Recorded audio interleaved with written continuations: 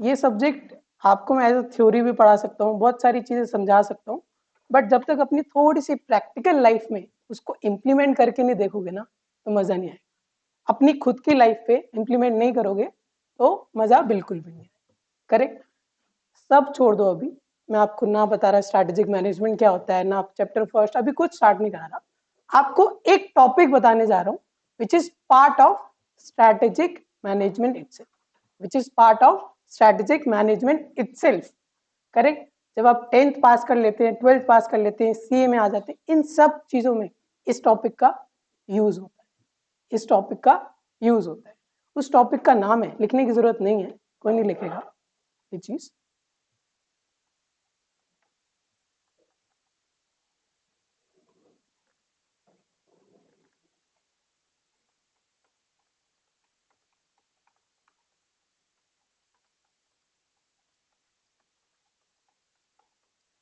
Competitive analysis या फिर competitor analysis में क्या हो सकता है?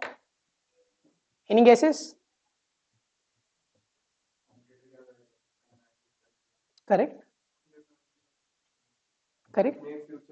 बेसिकली जो हमारे कॉम्पिटिटर्स हैं उनके बारे में जानना, करते क्या है, सबसे पहले तो हैं कौन, फिर वो करते क्या है, फिर उनकी स्ट्रेंथ्स और वीकनेसेस जानना। कुछ पढ़ा था स्वॉट एनालिसिस का भी हिंदी। उनकी स्ट्रेंथ्स और वीकनेसेस जानना, उनकी स्ट्रेंथ और वीकनेसेस जान के क्या ढूंढना, अपॉर्चुनिटीज और थ्रेट्स। अपॉर्चुनिटीज को कन्वर्ट करना और थ्रेट से बच के। करेक्ट। बेसिस ऑन दैट एक कॉम्पिटिटिव स्ट्रेटेजी बनाना, फिर उसको इम्प्लीमेंट करना, फिर उस पर corrective actions. That is what competitive analysis is. Topic में आएगा वो सब पढ़ेंगे, बुक के थ्रू पढ़ेंगे, कोई दिक्कत नहीं, but how we can apply this competitive analysis in our daily life. First of all जो हमारा एजुकेशन रूटीन है, एकेडमिक बैकग्राउंड है, हम ये चीज कैसे लगा सकते हैं यहाँ पर वो देखने जा रहे हैं। सबसे पहले मैंने क्या बोला, आइडेंटिफाई करना। क्या आइडेंटिफाई करना? कॉम्पिटिटर को आइडेंटिफाई करो। As a student, as a student आपके लिए कंपटीशन कौन है? साथ वाला है ना, आगे पीछे लेफ्ट राइट सारे। करेक्ट। और कोई भी नहीं, कोई भी कंपटीशन नहीं, कोई भी स्टूडेंट नहीं या कोई भी नहीं, हम खुद के कंपटीशन। सीए में कॉम्पिटिटिवनेस कहाँ से है? नहीं, ऐसी बात। सी जनरल आंसर आता है सबका, जैसे कि आपने बोला भाई मेरे साथ वाला बच्चा है उससे ज्यादा मार्क्स लाऊंगा, मेरे साथ में जितने बच्चे दे रहे हैं एसएम या फिर सी इंटरमीडिएट का एग्जाम उनसे ज्यादा मार्क्स लाऊंगा, रैंक लाऊंगा, ये मेरा कंपटीशन। करेक्ट। अब थोड़ा सा पर्सपेक्टिव चेंज करो। कंपटीशन इस वक्त आपका पहले स्टूडेंट नहीं, सबसे पहले कंपटीशन आपका आईसीआई है। कैसे? अब सोचो, मैंने क्या बोला, आईसीआई ने एसएम सब्जेक्ट क्यों इंट्रोड्यूस किया? आपके लिए मुश्किल बनाना चीजें ताकि आपके इजीली मार्क्स ना आए। ऐसे सोचो, थोड़ा पर्सपेक्टिव चेंज करो। करेक्ट। तो आपके लिए अगर कोई व्यक्ति, कोई इंसान, कोई बॉडी चीजें मुश्किल बना रहा है वो आपका कंपटीशन है कि नहीं है? करेक्ट, वो आपका कंपटीशन है। तो सबसे पहले आपको किसको जानना जरूरी है? आईसीआई। करेक्ट। सबसे पहले स्टेज है कि हमारा जो कॉम्पिटिटर है उसमें आईसीआई एक बहुत ब्रॉडर लाइन होगी। आईसीआई इसके अंदर अगर मैं लिखूं तो मैं बोलूंगा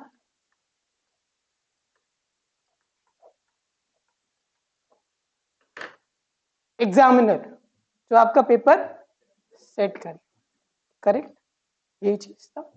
जो एग्जामिनर है बेसिकली जो आपका पेपर सेट करने वाला है, आपके लिए मुश्किलें बढ़ाने वाला है, अगर आप उसको जान लोगे, उसके पैटर्न्स पता करोगे, उसके बारे में पढ़ोगे तो आपके लिए बहुत इजी हो जाएगा पेपर क्रैक करना। See this is what strategic management is. अगर आप रियल लाइफ में अलग अलग बिजनेसेस पे ऐसे एग्जांपल्स लगाओगे ऐसे ही आगे बढ़ पाओ। बट आपको एक चेन बनानी पड़ेगी। करेक्ट। आइडेंटिफाई कर लिया कौन है कंपटीशन, कौन, आईसीआई, एग्जामिनर, एवरीथिंग। अब आईसीआई के बारे में जानना। करेक्ट।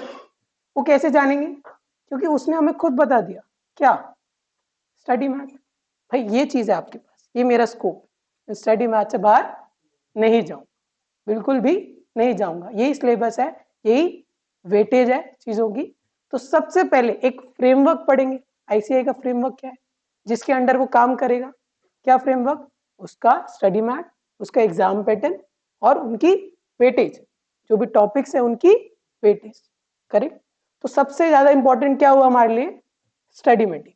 करेक्ट। क्योंकि स्ट्रैटेजिक मैनेजमेंट जैसे सब्जेक्ट में आईसीआई एक्सपेक्ट्स कि जो आपका जो स्टडी मटेरियल है ना 150 पेजेस का, वो 150 पेजेस का जो स्टडी मटेरियल उसमें जो लाइंस लिखी हुई हैं उन्हीं लाइंस को आप टिपो। एक्चुअली आपसे एक्सपेक्ट करता है, ट्रस्ट में वो एक्सपेक्ट करता है। और मैं आपको सच्ची बोलूं ना, जितना टाइम आपको मिलता है 150 पेजेस ज्यादा नहीं है याद करना, ज्यादा नहीं है, बिल्कुल भी ज्यादा नहीं है। अगर सिर्फ रटना ही है ना बैठ के, रोज रटने बैठोगे 2-2 3-3 पेज रट लोगे 150 पेज, कोई बड़ी बात नहीं। बट ये वो समझ चुके हैं, अब रट के आना स्टार्ट हो गए। लेकिन अब उन्होंने क्या किया, उन्होंने एग्जाम थोड़ा सा केस स्टडी बेस बनाना स्टार्ट कर दिया। अब रटने से काम नहीं चलेगा, सिर्फ रटने से काम नहीं चलेगा, अब थोड़ा समझो भी चीजों को। करेक्ट। तो आईसीआई का जो पैटर्न था ना बहुत ही ज्यादा थ्योरेटिकल था, अब उन्होंने प्रैक्टिकल बनाना स्टार्ट कर दिया उस चीज को, केस स्टडी बेसिस क्वेश्चन पे आ गए। करेक्ट। तो सबसे पहले स्ट्रैटेजिक मैनेजमेंट में जो आपका सब्जेक्ट है उसमें 5 टॉपिक से 5 चैप्टर्स। करेक्ट। टोटल कितने मार्क्स का, ऐसे 50 मार्क्स का। उसका पैटर्न 15 मार्क्स के एमसीक्यूज और 35 मार्क्स का सब्जेक्टिव। कौन सा आसान है, 15 के एमसीक्यू आसान है। एमसीक्यू में केस स्टडीज नहीं होंगी, करेक्ट, होंगी केस स्टडीज, बहुत आसान होंगी। हाँ, ऐसी आसान क्यों नहीं होंगी, आसान होंगी, आती होंगी। नहीं आती होगा तो कुछ आसान नहीं। मतलब पेपर, एमसीक्यू पेपर सबसे बढ़िया चीज है। क्यों, 2 तरीके से आंसर निकाले जा सकते हैं। कौन कौन से, एक तो मुझे ये पता है आंसर ठीक है, दूसरा मुझे पता है ये तो ठीक नहीं। करेक्ट। ऐसी नेगेटिव मार्किंग भी नहीं है, that plays major role. Negative marking नहीं है, सारे क्वेश्चन अटेम्प्ट करके आए।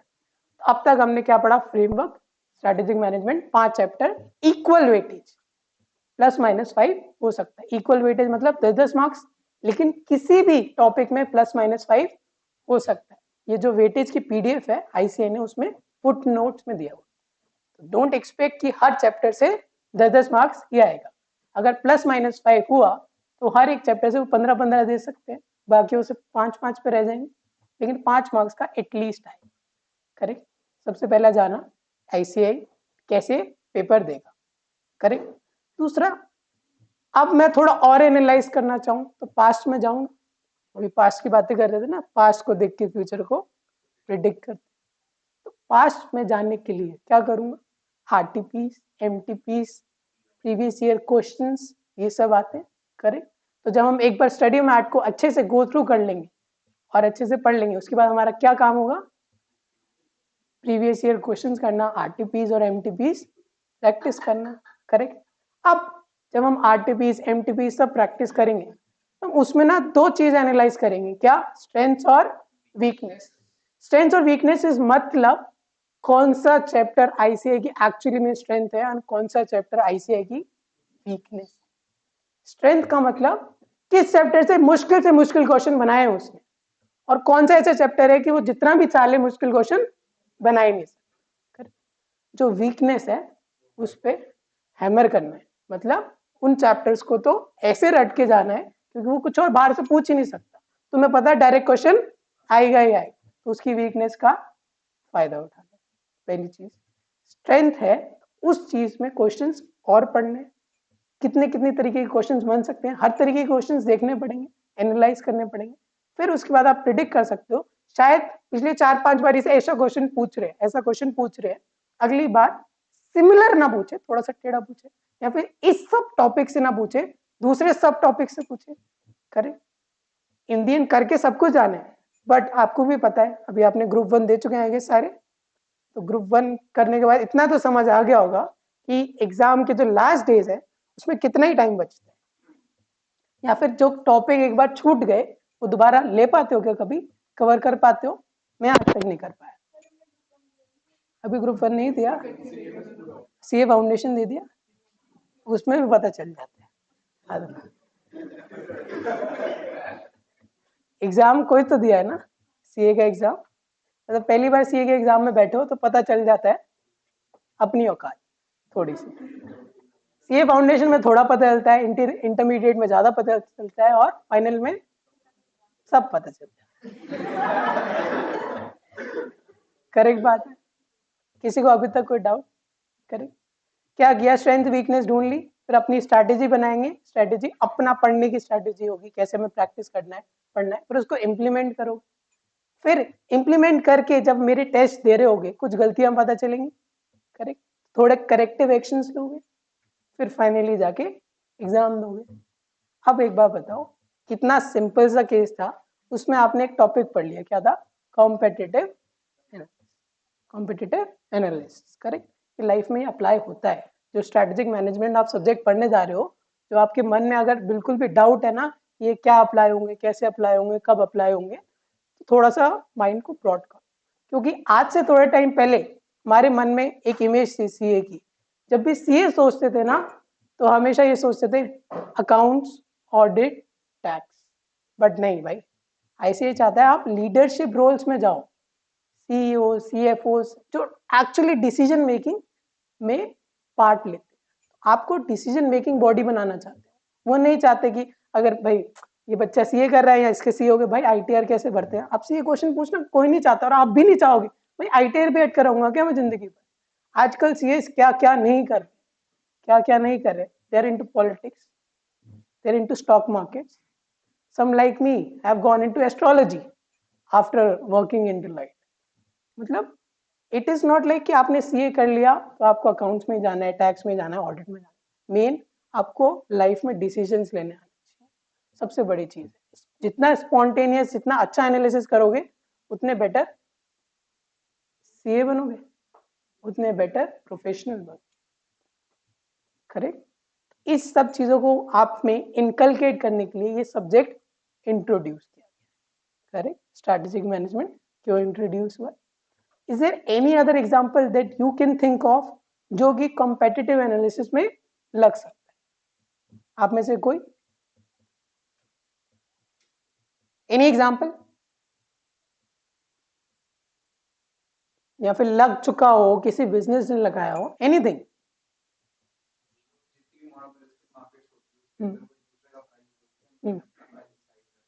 करेक्ट। जियो, किसी ने जियो बोला, आओ।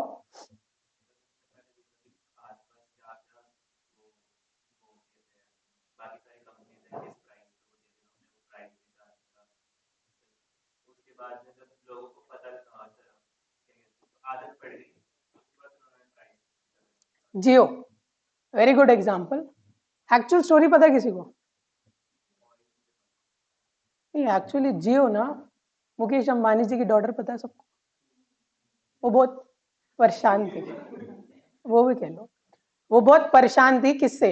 नेटवर्क से। नेटवर्क नहीं मिलता था भाई, क्या 2G 3G और 4G तो सिर्फ वाईफाई के थ्रू मिलता था। एक्चुअली में डेटा नेटवर्क नहीं था 4G तब तक क्या था याद करो, एयरटेल, आइडिया, ये सब क्या कर रहे थे, एक एक महीने के पैक बेचते थे, 1 GB का, 2 GB का, 28 रुपए का, 300 रुपए का, ऐसे मतलब पैक्स बेचते थे।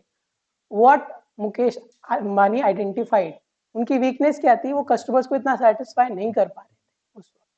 हम एक्चुअली में सेटिस्फाइड थे क्योंकि हमारा जो बजट था वो वहीं तक था।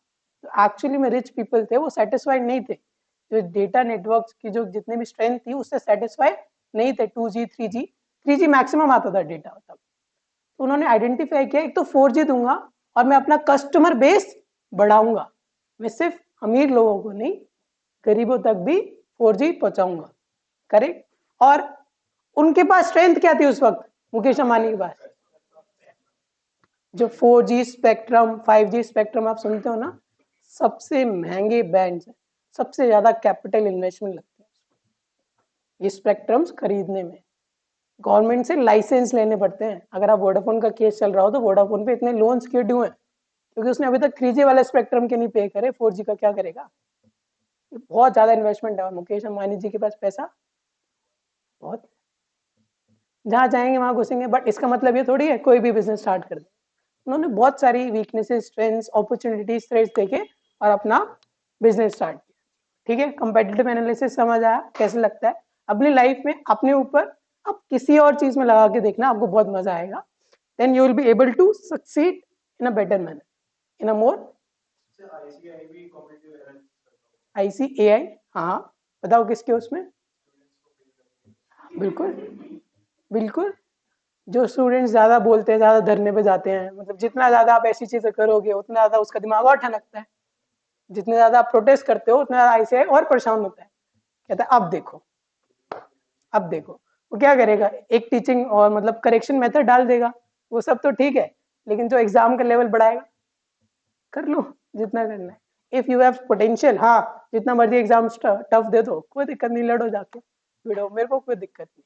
बट ICAI एक्चुअली में कॉम्पिटिटिव एनालिसिस दूसरे इंस्टीट्यूट्स के पर्सपेक्ट में करता है, जो कि ICSI हो गया या फिर कॉस्ट मैनेजमेंट वाले इंस्टीट्यूट, उनके पर्सपेक्टिव में करेक्ट। और MBA इसके पर्सपेक्टिव में भी करता है। बहुत सारे ऐसे इंस्टीट्यूट्स हैं, करेक्ट। ये समझ आया? ऑलराइट, अब फाइनली चैप्टर की तरफ बढ़े। हाँ जी,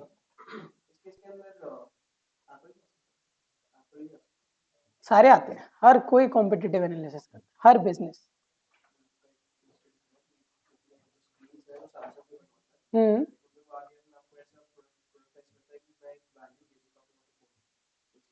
करेक्ट। हाँ हाँ, ये कॉम्पिटिटिव एनालिसिस में नहीं आएगा, ये उसकी स्ट्रैटेजी का पार्ट है। कॉम्पिटिटिव एनालिसिस में कॉम्पिटिटर से रिलेटेड ज्यादा चीज आती है, उनको एनालाइज करना और उनके बारे में देखना। ठीक है, करेक्ट। अब स्टार्ट करते हैं। सबसे पहला चैप्टर आपका introduction to strategic management. Correct. Strategic management समझने के लिए पहले दो शब्द कौन से समझे जाएंगे? इंट्रोडक्शन,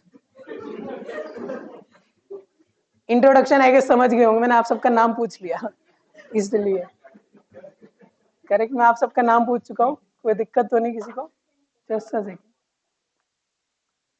ऑल राइट, हाँ, इंट्रोडक्शन का मतलब परिचय कराना, परिचय बोलते हैं हिंदी में आई गेस। ठीक है ना, इतनी हिंदी आती है ऐसा लगता।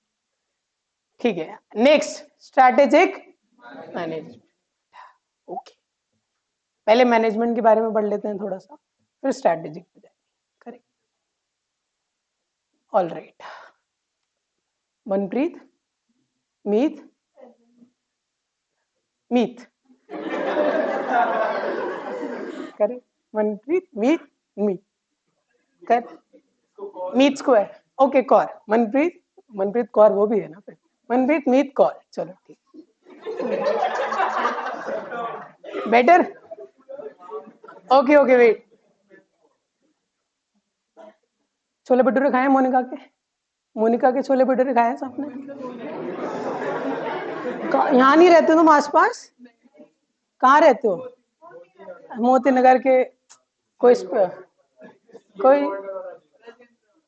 राजेंद्र वाला नाम पसंद नहीं आ रहा। राम के छोले भटूरे खाए ना? चल, राम के छोले भटूरे सबने खाए हैं, विराट कोहली का फैन सारे हैं पक्का, इतना सबको पता है भाई। तीनों एक दिन बैठ के छोले भटूरे खा ले, राम के छोले भटूरे। अरे एक तो दोपहर का टाइम है, भूख लग रही है, और छोले भटूरे के बाद, ठीक है। तो छोले भटूरे खाते खाते ना एक इंसान के ऊपर उनकी नजर जाती है। तो एक्चुअली फिगर ऐसी होती है बंदों की, वो थोड़ा सा ऐसा, एक कर्व आ रहा था उसके पेट से, ऐसे कर्व होता हो जा रहा था। ठीक है, एक इंसान पे नजर जाती है इनकी। एंड मीत तो ऐसा इंसान है ना कि मतलब कंसर्न बहुत है लोगों, बहुत है लोगों की। उसको लगा यार मैं खा रहा हूँ ठीक है, मैं तो फिट हूँ, ये बेचारे इंसान छोले भटूरे खाए जा रहे, खाए जा रहे, खाए जा रहे। एक तो छोले भटूरे खा के फिट नहीं रह पा रहा, मोटा हो रहा है। दूसरा दूस, दूसरा बेचारा जब छोले भटूरे खाता भी है तो गिल्ट में खाता है कि और मोटा हो जाऊंगा। करें, दो चीजें, कंसर्न बहुत है, मीत को सबके लिए कंसर्न है आज, ठीक है। अब इसने सोचा एक काम करता हूं ना, ये जो राम की दुकान है ना, इसके सामने एक जिम खोलूं, इसके बिल्कुल सामने एक जिम खोलूं, करेक्ट, ताकि खा, तू छोले भटूरे खा ले, इन गिल्ट में मत खा, रिग्रेट नहीं करना, जाके एक्सरसाइज कर। करेक्ट, मन में ही आया थॉट प्रोसेस, इसने बाकी दो से किया शेयर। आप एक काम करेंगे, पूरे दिल्ली में जहां जहां छोले भटूरे की फेमस दुकान है उसके सामने एक gym. Good idea, not a bad idea. बंदा छोले भटूरे खा रहा है सामने जिम में, ट्रेडमिल वालों को देख रहा है, थोड़ी तो मोटिवेशन आती होगी ना, आती नहीं आती? जिम वालों को आ जाती है एक्चुअली, सामने कोई छोले भटूरे खा रहा है तो मैं भी चलता हूँ। सही बात है। ओके, ज्यादा छोले भटूरे की बात हो गई, ठीक है। चलो एक आइडिया आ गया। Wait wait wait wait wait, idea खराब हो जाएगा इतनी देर में, रुक जाओ। आइडिया आ गया, 2 सेकंड में किसी ने और थॉट सोचा और सामने बना दिया, कॉम्पिटिटर भी आ गया। कॉम्पिटिटर खाने वाला आ जाएगा जो ये सोचेगा, ठीक है, डन। अब जिम खोलने के लिए क्या क्या करेगा? अभी तो क्या विजन क्या था, मैं तो पूरे दिल्ली में खोलूंगा, लेकिन पहला, सबसे पहला कहाँ खोलेगा? कहाँ खुलेगा, कहाँ खुलेगा सबसे पहला? जहाँ छोले भटूरे खा रहा था उसके सामने, तिलक नगर में खुलेगा सबसे पहला जिम। अब जिम खोलने के लिए क्या क्या करना पड़ेगा? जिम का नाम बोलो, छोड़ो, गिल्ट फ्री छोले भटूरे। चलो आगे, नाम सोच लिया, आगे जगह अरेंज करेगा, आगे इक्विपमेंट्स लाएगा, ओके, आगे लोग चाहिए, एम्प्लॉयज लाएगा। एम्प्लॉयज में कौन कौन? रिसेप्शनिस्ट और ट्रेनर्स। ट्रेनर्स बहुत ज्यादा इंपॉर्टेंट है ना, कोई उल्टी मशीन कर रहा हो, कुछ यूज कर रहा हो, हड्डी वड्डी तोड़वा ले कोई कस्टमर, आप पे इल्जाम आ जाएगा, ये पेट अंदर करने गए थे, हड्डी टेढ़ी करके बेच रहे हैं। करेक्ट, हो सकता है ना ऐसा। पैसा रेस करेगा, लाएगा ना पैसा कहीं से, इतना पैसा तो अभी नहीं है ना, सीए स्टूडेंट है, सीए थोड़ी बना है, सीए बन के भी नहीं इतना आ जाएगा कि मतलब सीधा सीधा जिम खोल रहे हो तुम, करोड़ों लगा रहे हो, सीए बनने के थोड़ा टाइम बाद मेहनत करोगे तो जरूर आते, ऐसा बन, ऐसी चीज नहीं है। बट ये जो हमारे अंदर दिमाग में होता है ना, सीए बने लाइफ सेट, तब समझ आएगा अब करना क्या भाई, सीए तो मैं बन गया, चाहता क्या हूं मैं लाइफ से, तब एक क्वेश्चन आएगा, तब मुझे टेक्स्ट करना, मैंने अपने टीचर को करा था, तब तुम मेरे को करना। वो कहेंगे बेटा जो मर्जी करो, मेरा आंसर। अब आप सीए बन चुके हो, अब आप सीए बन चुके हो, जो मर्जी करो, ओके। फिर आप जो मर्जी कर दोगे, किसी कोई जॉब ज्वाइन कर लोगे, फिर 2 महीने बाद रियलाइज होगा नहीं, इसके लिए मैं सच्ची नहीं बना, सच्ची में ऐसा होता। हाँ ठीक है, छोड़ो, छोड़ दी ना, छोड़ो। अब ये सब काम जब कर रहा है, करेक्ट, ये सब चीजें करेगा, रिसेप्शनिस्ट जो है उनको भी हैंडल करना पड़ेगा, ट्रेनर्स को हैंडल करना पड़ेगा, सैलरी देनी पड़ेगी, सब चीजें मैनेज करनी पड़ेगी। तो इस पूरे एग्जाम्पल में मैनेजमेंट क्या है?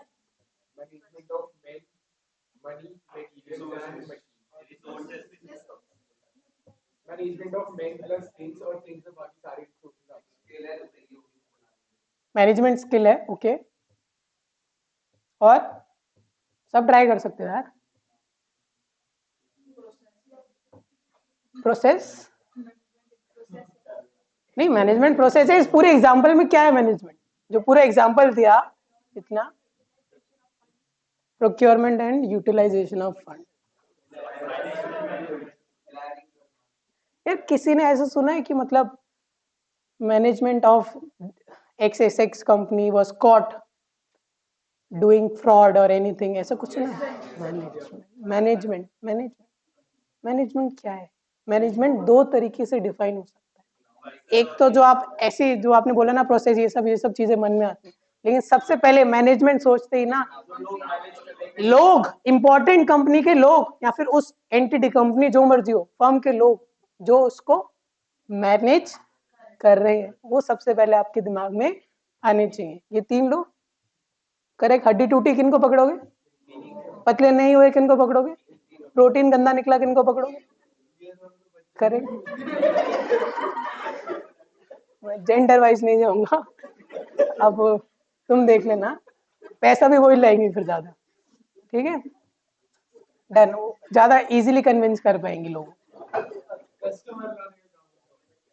पैसा, फंड रेज करना है नहीं करना। ऑल राइट, मैनेजमेंट क्या है? अब बता सकते कोई मैनेजमेंट क्या है? क्या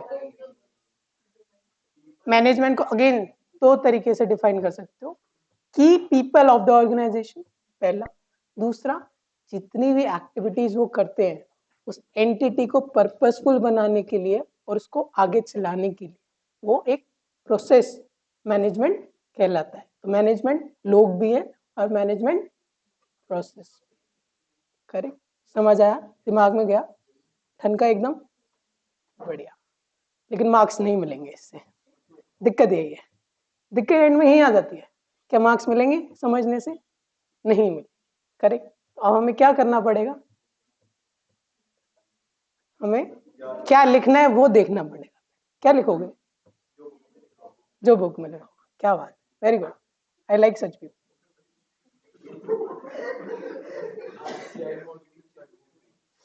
पढ़ो, हाईलाइट करके लाया हूं आपके लिए। क्या डेफिनेशन लिखी है सबसे पहले?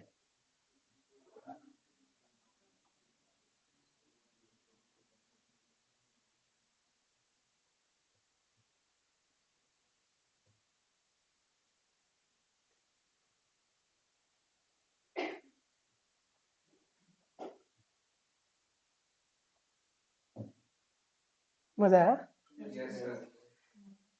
अच्छी थी डेफिनेशन? अच्छी लगेगी, एग्जाम्पल में सोचोगे तो अच्छी लगेगी, एग्जाम्पल से रिलेट करोगे तो मजा आएगा। करो। It is use with reference to a key group. की ग्रुप कौन थे?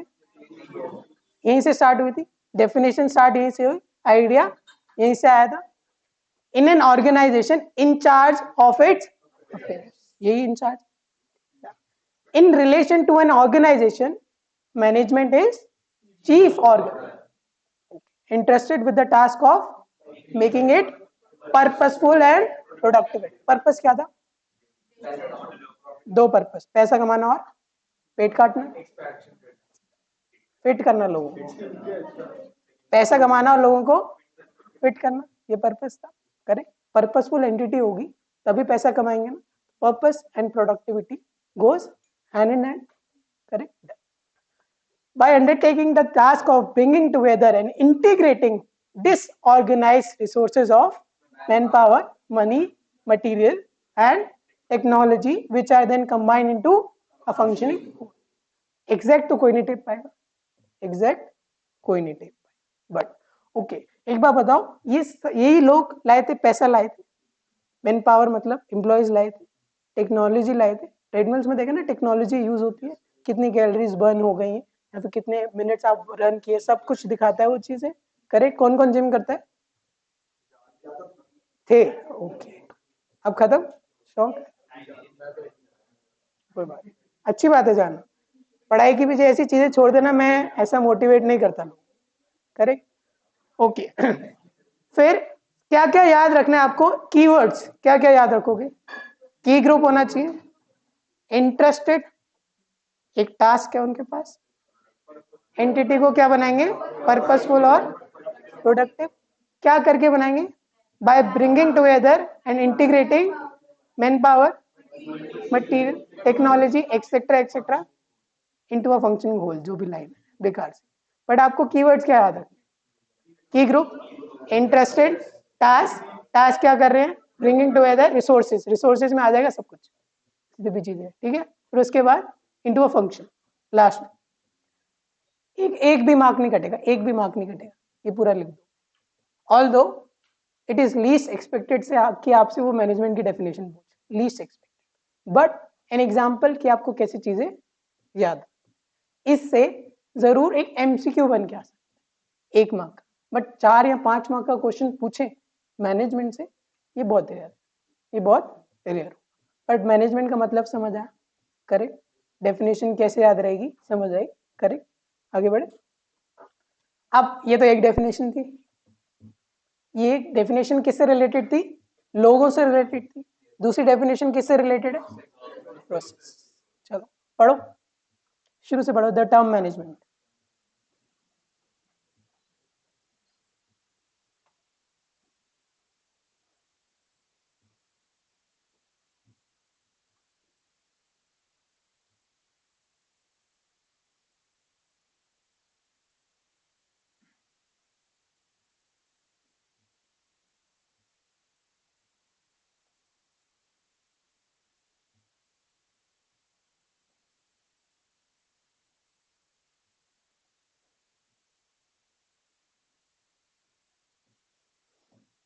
हाँ जी, पढ़ लिया? क्या है management? Set of inter related functions and process. बस इसके बाद वो वाली लाइन स्टार्ट कर दो जो बचपन से याद होती है। This function include planning, organising, directing and control. चुम्मेश्वरी। एग्जामिनर खुश, मार्क्स मिल जाएंगे। क्या दिक्कत? कोई दिक्कत? ये पूछेंगे भी, दिक्कत ही है, बट पूछ लिया तो मार्क्स पूरे पक्का। Planning, organising, directing, staff and controlling, ये चीज हमेशा याद रखना। पूरा स्ट्रैटेजिक मैनेजमेंट इसी के अराउंड रिवॉल्व करता है। ये जो स्टेप्स हैं ये सबसे ज्यादा इंपॉर्टेंट, इसको हमेशा याद रखना। करेक्ट। अब दो तरीके से डेफिनेशन लर्न हो गई। एक तो मैनेजमेंट की ग्रुप, इंटरेस्टेड, टास्क, कौन सा? पर्पसफुल और प्रोडक्टिव एंटिटी बनाने वाला। आगे by bringing together and integrating x resources जितने भी हो सके, फिर आगे into a nation. Correct. Next management term inter related processes and functions. वो फंक्शन इंक्लूड करते हैं planning, organising, directing, control, staffing and control. थोड़ा सा बेटर पढ़ लो नीचे वाला। दे रेंज से पढ़ो। They range all way from determination of goals, design of an organization, mobilization and acquisition of resources, allocation of tasks and resources among the personnel and activity units, and installation of control system to ensure that what is planned is achieved. ये लिख दिया तो पागल हो जाएगा बिल्कुल। कहेगा इसके बाद तो पेपर ही नहीं पढ़ूंगा। बंदा बढ़िया पढ़ के आए, बढ़िया मत लिखना इतना। मैं नहीं कहूंगा इतना सब याद रखो, बट समझो डिटर्मिनेशन ऑफ गोल। गोल क्या था तीनों का? अगेन पैसा कमाना और लोगों को फिट करना। करेक्ट। डिजाइन ऑफ ऑर्गेनाइजेशन, ये कोई बता सकता है? Design of organisation, not the building. Organisation structure की बात हो रही है। अलग अलग तरीके के हो सकते हैं ऑर्गेनाइजेशन स्ट्रक्चर्स। करेक्ट, उसकी बात हो रही है जो आगे हम पढ़ेंगे आगे जाके। Mobilisation and acquisition of resources, यहाँ पे क्या बात हो रही है? Land, building, employees and everything, सब कुछ सबको लाना। करेक्ट। फिर एलोकेशन ऑफ टास्क, रिसेप्शनिस्ट और ट्रेनर्स को उनके टास्क बताएंगे? नहीं बताएंगे। ट्रेनर को बताना है ना, सिर्फ लड़कियों को नहीं सिखाना, लड़कों पे भी फोकस करना है। सिखाना पड़ता है ट्रेनर्स को भाई, बहुत बुरी हालत है। आगे ओके। फिर installation of control system. Control system का मतलब कुछ गलत हो रहा है एक्चुअली में, वो लड़कियों को ही सिखाया जा रहा है, तो कंट्रोल करोगे? नहीं करोगे? बिल्कुल। वो फिर लड़कों को सिखाएंगे? नहीं। बी न्यूट्रल, जेंडर बायस नहीं होना, जेंडर बायस नहीं होना। करेक्ट। कंट्रोल सिस्टम लगाना पड़ेगा ना। डन, समझ आया? किसी को कोई दिक्कत? अब ट्रेनर में एक छोटू होगा, वो साफ करता हुआ चीजें, किसी के पर्सनल टॉवल से जाके मशीन साफ कर दी, एक तो थप्पड़ वो खाएगा, एक इसे खिलवाएगा। सही बात है ना? बुरा तो नहीं लगा? आदत।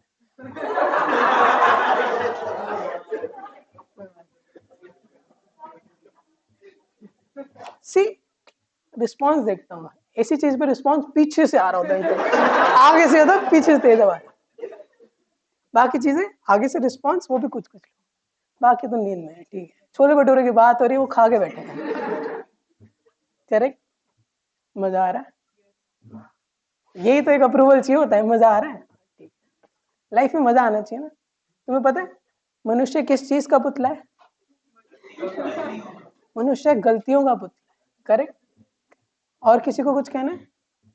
मैं कहता हूं मनुष्य चुल का पुतला है। एक्चुअली मनुष्य को अपनी लाइफ में किक चाहिए, हर जगह उसको किक मिलनी चाहिए। नहीं मिली किक छोड़ दी जाओ, अब और दूसरी किक मिल रही है घर वालों से, दिक्कत ये होती है। नहीं मिल रही किक, सब छोड़ दिया, आगे बढ़े और किक मिलती है। तो ये जो चुल है ना, एक फॉर्मूला अच्छा खासा स्टैटिस्टिशियन और या फिर मैथमेटिशियन बनाता है, बहुत अच्छा फॉर्मूला, लेकिन कुछ लोगों को चुल होती है, नहीं ये फॉर्मूला ठीक नहीं। पढ़ा इंडेक्स नंबर, पढ़ा है मैथ्स में, कितने फॉर्मूलाज थे, क्यों थे, क्यों थे, चुल बहुत, इंसान में चुल बहुत है। एक ने अगर क्वांटिटी बेस ईयर की ले ली तो दूसरे को करंट ईयर की लेनी। लास्ट में पाशे याद आया कुछ ऐसा, है ना? क्यों ऐसा क्यों हो रहा, किसी ने एम यूज कर लिया तो किसी को जीएम यूज, लेकिन स्ट्रैटेजिक मैनेजमेंट में ये चुल बहुत इंपॉर्टेंट है, ये समझो। एक मिनट, स्ट्रैटेजिक मैनेजमेंट में ऐसा दिमाग चलाना इंपॉर्टेंट है आंसर्स लिखने के लिए। थोड़े से यूनिक आंसर्स होंगे तो शायद दिमाग वाला एग्जामिनर हो तो बेटर मार्क्स देगा, थोड़े से यूनिक पॉइंट्स डालोगे तो चुल ऑन रखना, ठीक है। अच्छा, स्ट्रैटेजिक मैनेजमेंट की भी एक डेफिनेशन पढ़ लो, ये तो वेली वाली है, आगे वाली बेटर पढ़ेंगे, बट स्ट्रैटेजिक मैनेजमेंट की एक डेफिनेशन पढ़ो।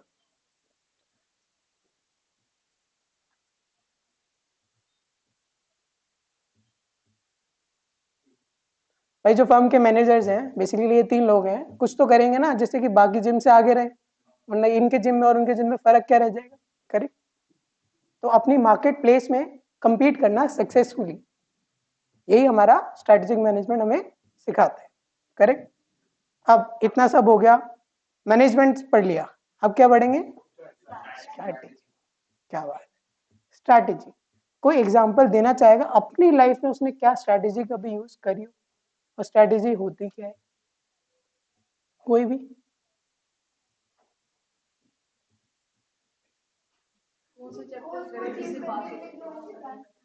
कौन सा, sorry,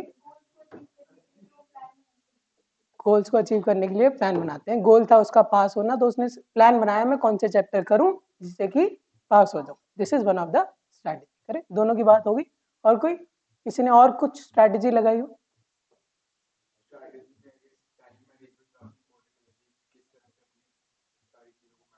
timing of events, okay.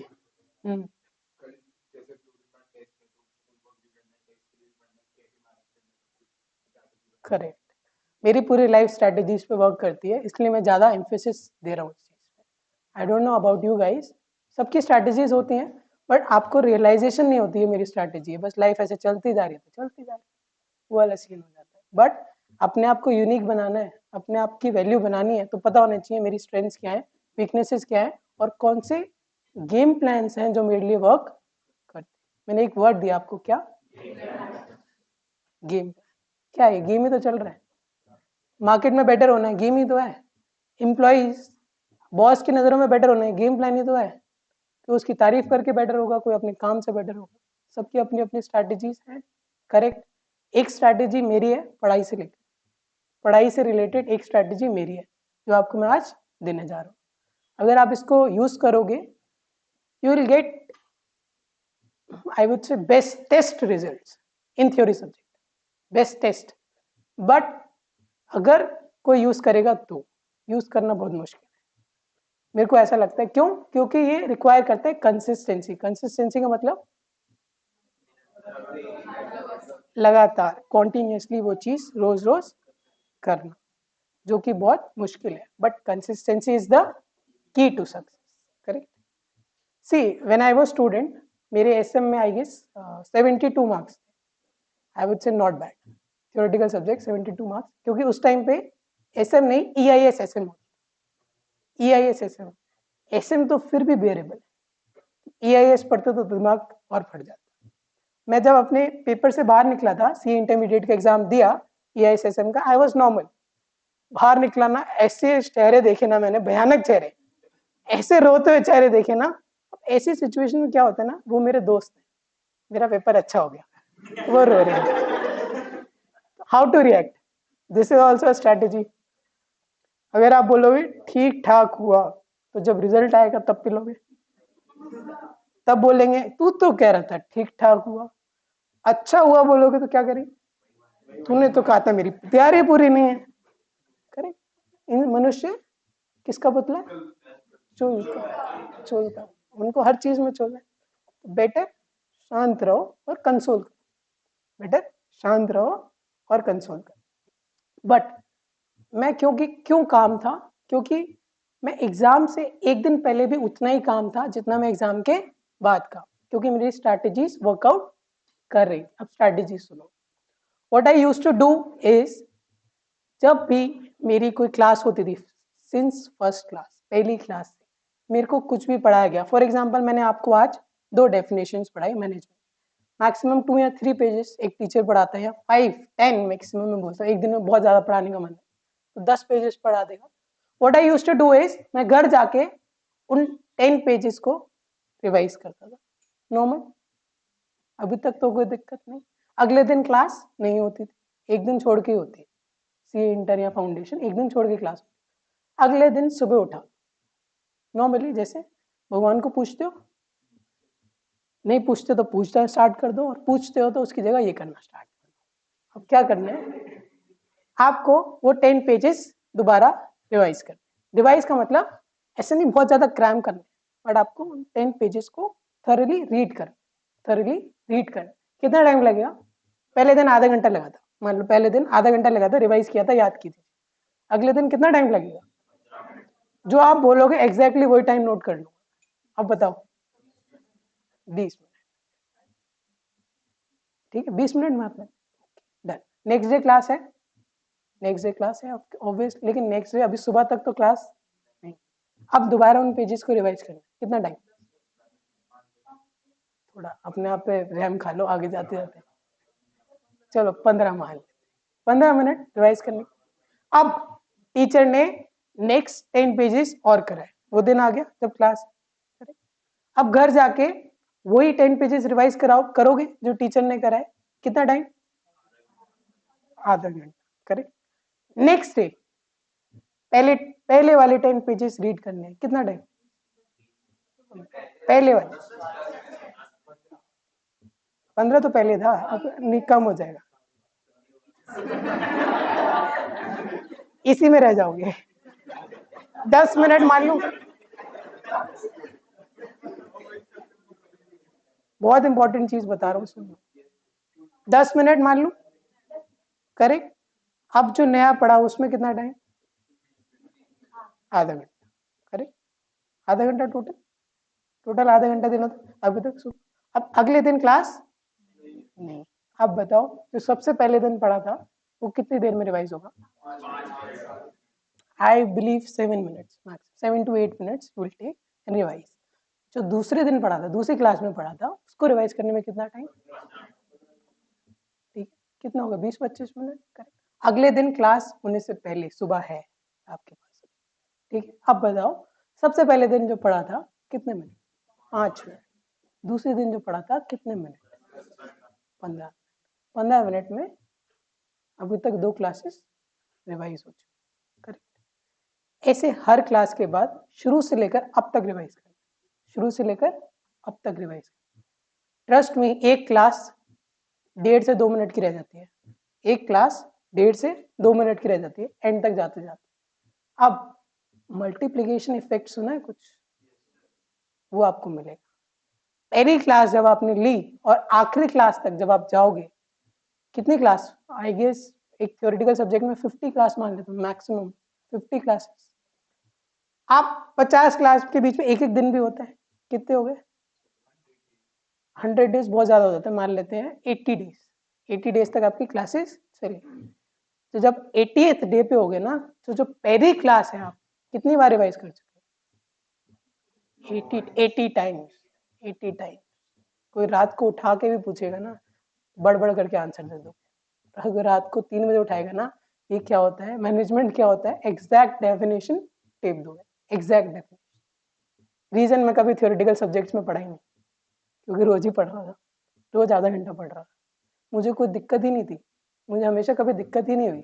मुझे पता था भाई जो चीज, अब क्या होता है ना, ये सिनेरियो अगर तुम अपने साथ इमेजिन करोगे ना, मैं ना सोचता था यार पहले 5-10 क्लासेस दिमाग में रिवाइज कर लेता हूँ यार, क्या उठ के कॉपी खोलूंगा, नींद खराब करूंगा, आराम से लेटा हुआ हूँ, नींद खुल चुकी है, कोई दिक्कत नहीं है, ये चीज थी, ये चीज थी, अपने आप दिमाग में पेज पलट रहे, पन्ने पलट रहे, बहुत आराम से रिवाइज हो गया। फिर जो नहीं याद आया उठ के कॉपी देख ली। मैंने कभी प्रिपेयर करा ही नहीं अलग से थ्योरेटिकल सब्जेक्ट, कभी नहीं प्रिपेयर। और ट्रस्ट मी, इस स्ट्रैटेजी के थ्रू मैंने इतनी चॉकलेट जीती है ना, इतनी चॉकलेट जीती है। तो मेरे टाइम पे ज्योति मैम थी लॉ की teacher, she used to be like, जो मैं वो 15th क्लास में पढ़ा रही थी उसको रिलेट करके फर्स्ट क्लास से पूछती थी, या फिर सेकंड क्लास से, थर्ड क्लास से। जिसको याद होगा वो बहुत जल्दी ऐसे स्विफ्टली हाथ उठाएगा और आंसर दे देगा, जिसको नहीं याद होगा वो शांत बैठेगा। मैंने इतनी चॉकलेट्स खाई है, इतनी चॉकलेट्स खाई, बता नहीं सकता। पर चॉकलेट से ज्यादा ना यार मन की ना एक शांति मिलती है आपको, पता है। सबसे ज्यादा जो आपको परेशान करता है थ्योरी सब्जेक्ट, उसी में आपके पास कंफर्ट है, उसमें सबसे ज्यादा कंफर्ट है। आराम से कॉस्टिंग की प्रैक्टिस कर सकता हूँ, एडवांस अकाउंट जो मेरे टाइम पे कॉस्टिंग था उसकी प्रैक्टिस, अलग अलग चीजें प्रैक्टिस कर सकता हूँ। रीजन, मेरे कॉस्टिंग में 96 मार्क्स आए थे, तो मेरे पास टाइम बहुत था भाई, मेरे को थ्योरी को इतना टाइम देना नहीं पड़ रहा। रीजन मैं 9 मंथ्स में बोथ ग्रुप दे पाया, सी internal. Correct, reason I scored rank was this, क्योंकि मेरे को थ्योरी सब्जेक्ट्स परेशान नहीं कर। ऐसे ही ये स्ट्रैटेजी डे 1 पे देने का एक रीजन है। अगर आप सोच रहे हो मैं ये क्यों नहीं पढ़ा रहा, बट ये पढ़ाना उससे ज्यादा जरूरी। वो सब तो पढ़ लोगे फिर भूल जाओगे, कोई फायदा ही नहीं हुआ। लेकिन ये चीज याद रखोगे तो कोई चीज नहीं भूलो। समझ आया क्या करना है? कौन कौन अप्लाई करना चाहेगा अभी भी?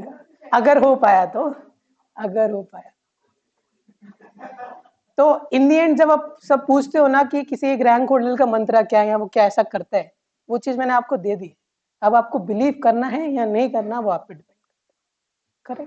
बिलीव करोगे या फिर अपने हाथ खुद जला के देख लो, मजा आ जाएगा। स्ट्रेटेजिक मैनेजमेंट जैसे सब्जेक्ट में या फिर लॉ में भी आप देख चुके होंगे कुछ लोग। करेक्ट, डन, समझ आया? थोड़ा बहुत ज्ञान चलता रहेगा क्योंकि वरना बोरिंग हो जाएंगी चीजें स्ट्रेटेजिक मैनेजमेंट जैसे सब्जेक्ट। क्या सब में ए टू जेड सब चीज।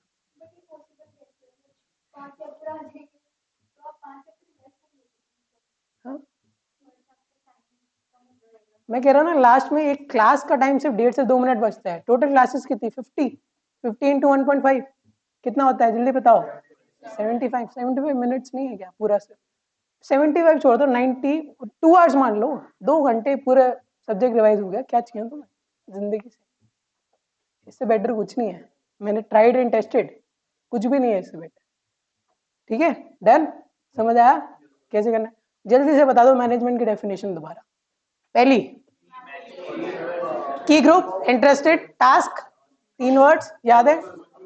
पर्पसफुल और प्रोडक्टिव एंटिटी बनाएंगे। ब्रिंगिंग टुगेदर क्या करेंगे? Integration of resources, manpower, money, etcetera etcetera. दूसरी definition, process, interrelated set of process और एक्टिविटीज और फंक्शंस, जो भी लिखना है लिख दो। These function include,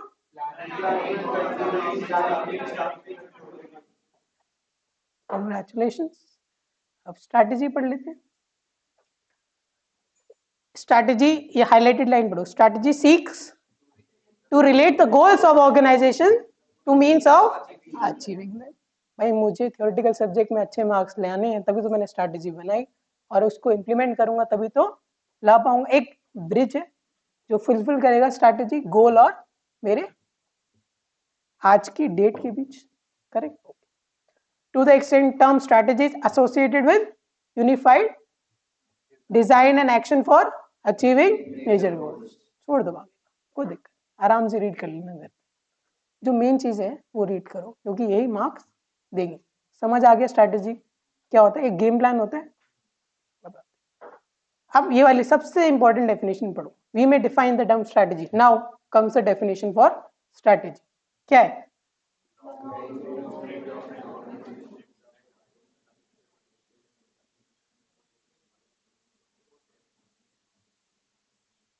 temple run खेला है?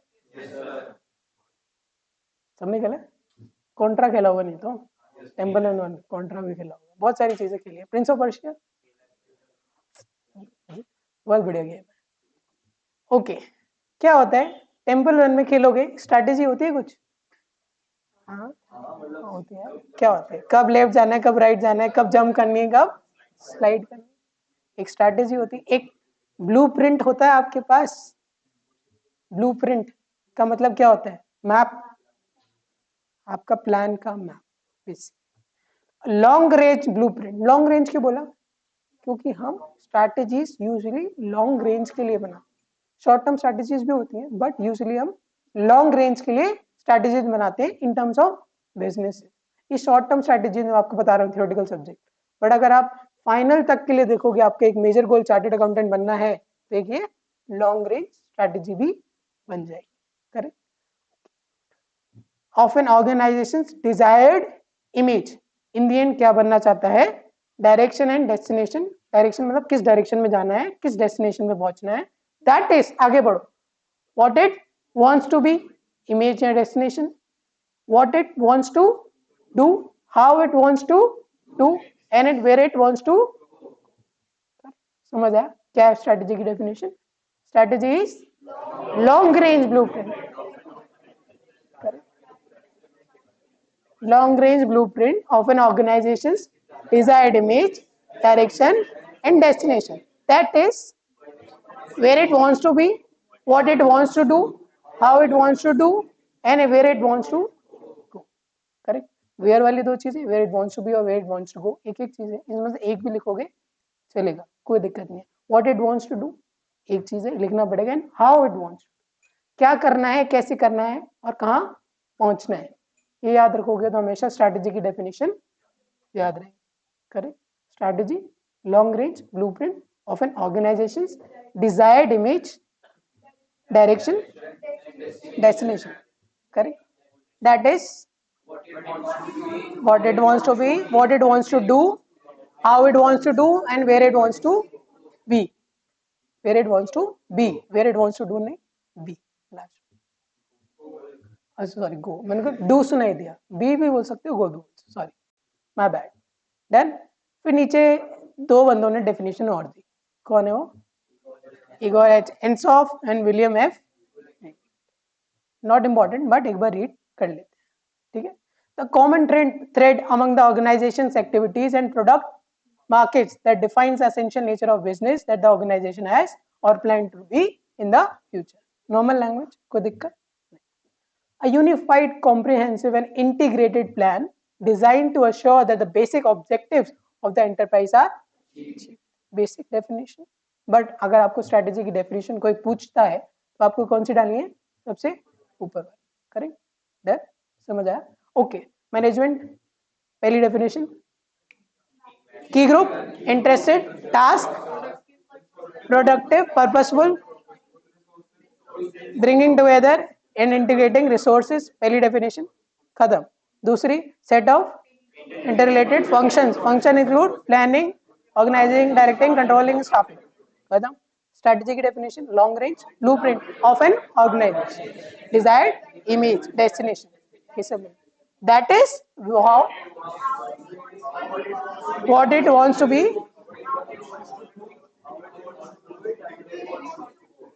याद हो गया होगा अब तक।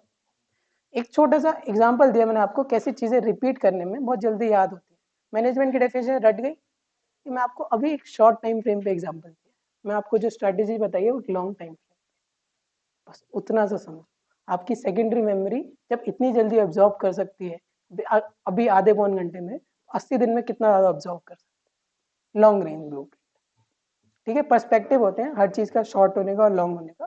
सिमिलरली एक अगर मैं लॉन्ग अभी के लिए बोल रहा हूँ तो वो पूरे सीए के चढ़ने के लिए शॉर्ट हो जाएगा, लेकिन अभी के लिए क्लास के लिए शॉर्ट क्या है? आधा घंटा। लॉन्ग क्या हो जाएगा? 80 दिन। वो 80 दिन शॉर्ट हो जाएगा पूरी सीए की जर्नी के लिए। और एक साइकिल चल रही होती है, तो एक पर्सपेक्टिव समझो, पर्सपेक्टिव समझना बहुत जरूरी है। करेक्ट। ये भी पढ़ो। Strategy provides an integrated framework for the top management to search for, evaluate and exploit beneficial opportunities. समझ आया? कोई दिक्कत इस लाइन में किसी को? लेकिन this is very important to note, जो नेक्स्ट लाइन वेरी इंपॉर्टेंट, इससे एमसीक्यू आ सकता है, इससे केस स्टडी भी आ सकती है। Strategy is no substitute for sound, alert and responsible. एक मैनेजमेंट को साउंड, अलर्ट एंड रिस्पॉन्सिबल रहना पड़ेगा ताकि उसका बिजनेस चलता जाए और फॉरसेबल, ये लाइन तो याद होगी, करेक्ट। अब खुद ही बंदा छोले भटूरे खा के सो रहा है और जिम ट्रेनर किसी की हड्डी तोड़वा रहा है, किसी पे फोकस ही नहीं कर रहा है, तो क्या करेगा फिर? साउंड अलर्ट है वो? नहीं है, उसको रहना पड़ेगा ना। उसके साथ में आके किसी ने जिम खोल दिया, उससे कम फीस चार्ज कर रहा है, वो साउंड अलर्ट नहीं है, वो अभी भी कह रहा है मैं उतनी ही फीस रखूंगा, उतनी ही फैसिलिटीज दूंगा, तो क्या कस्टमर्स उसके पास जाएंगे? इंडियन कस्टमर तो बिल्कुल नहीं। नेटफ्लिक्स वाले परेशान ही साले इस बात से। किस बात से? भाई फ्री सब्सक्रिप्शन लेते हैं, 1 महीना देखते हैं, फिर उसके बाद ले ही नहीं रहे। ये क्या दिक्कत क्या है? एक बंदा लेता है, 5 बंदे देख रहे हैं, दिक्कत क्या है? एक्चुअली में नेटफ्लिक्स वालों ने, अगर आपने देखा हो तो यूजर्स वाला सीन खत्म कर दिया, एक ही डिवाइस पे चलता है वो। इंडिया में आके बहुत परेशान है लोग। करेक्ट, प्राइसेस कम कर दिया और यूजर, ये भी एक स्ट्रैटेजी है। क्या था पहले, कितने यूजर्स थे सेम प्राइस पे? 500 पर मंथ पे 5 यूजर थे, अब 200 पे 1। तो एक्चुअली में प्राइस बढ़ा है कम हुआ है? इंडियंस के लिए तो बढ़ा है, लेकिन एक ना सेंस ऑफ कंफर्ट दे दी। अब जो पहले चीज थी ना कि एक दूसरे से मांगने वाला सिस्टम, वो खत्म कर दिया। कह रहे 200 रुपए तो मैं ही झेल लूंगा भाई, ठीक है।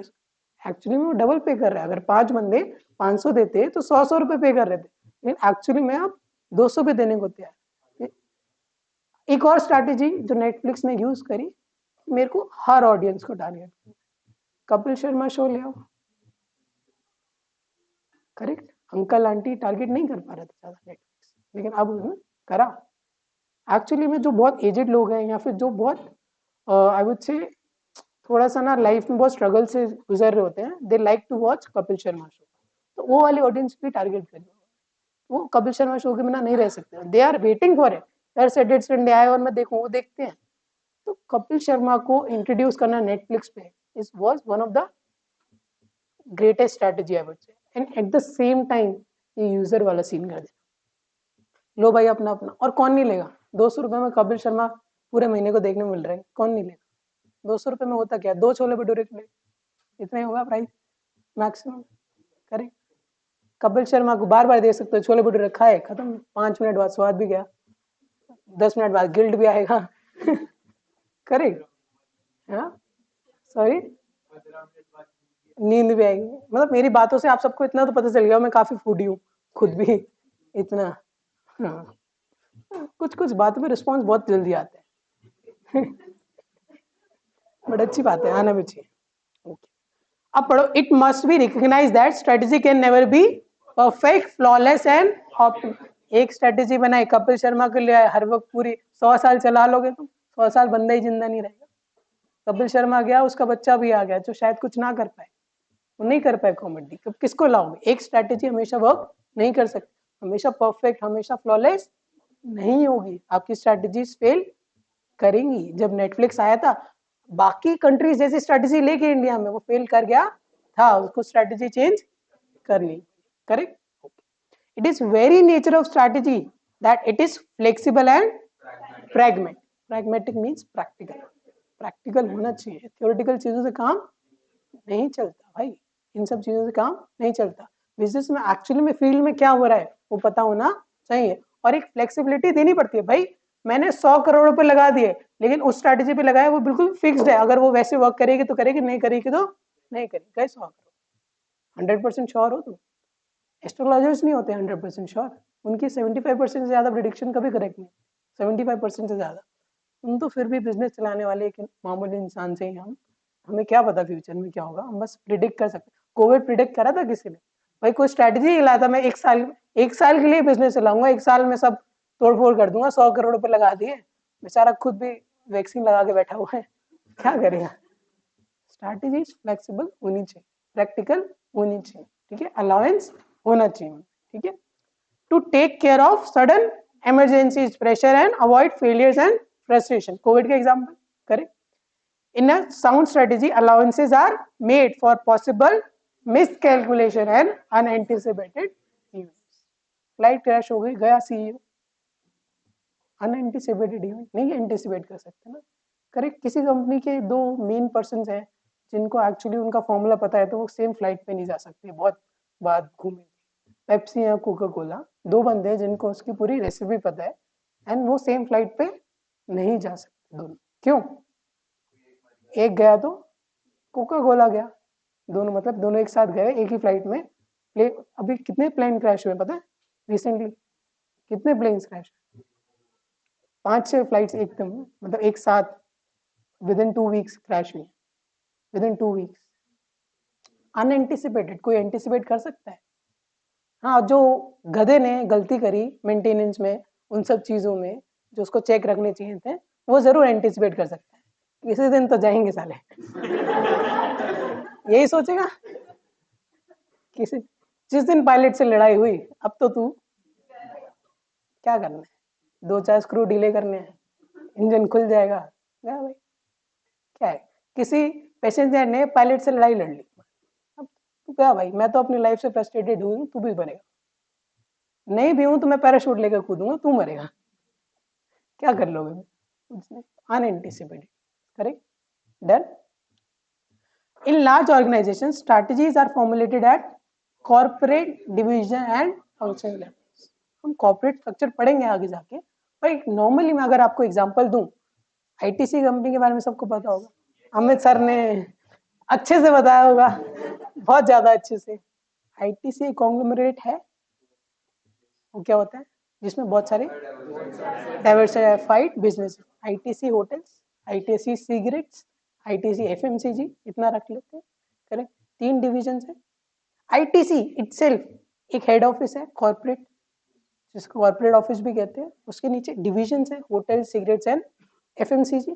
करेक्ट, उसके अंदर लोग काम करते हैं, उनके अलग अलग फंक्शन हैं, कोई मार्केटिंग वाला होगा सिगरेट्स की, कोई एफएमसीजी की मार्केटिंग वाला होगा, कोई होटल्स की मार्केटिंग वाला होगा, अकाउंटिंग वाले भी अलग अलग होंगे एफएमसीजी होटल्स एंड सिगरेट्स के।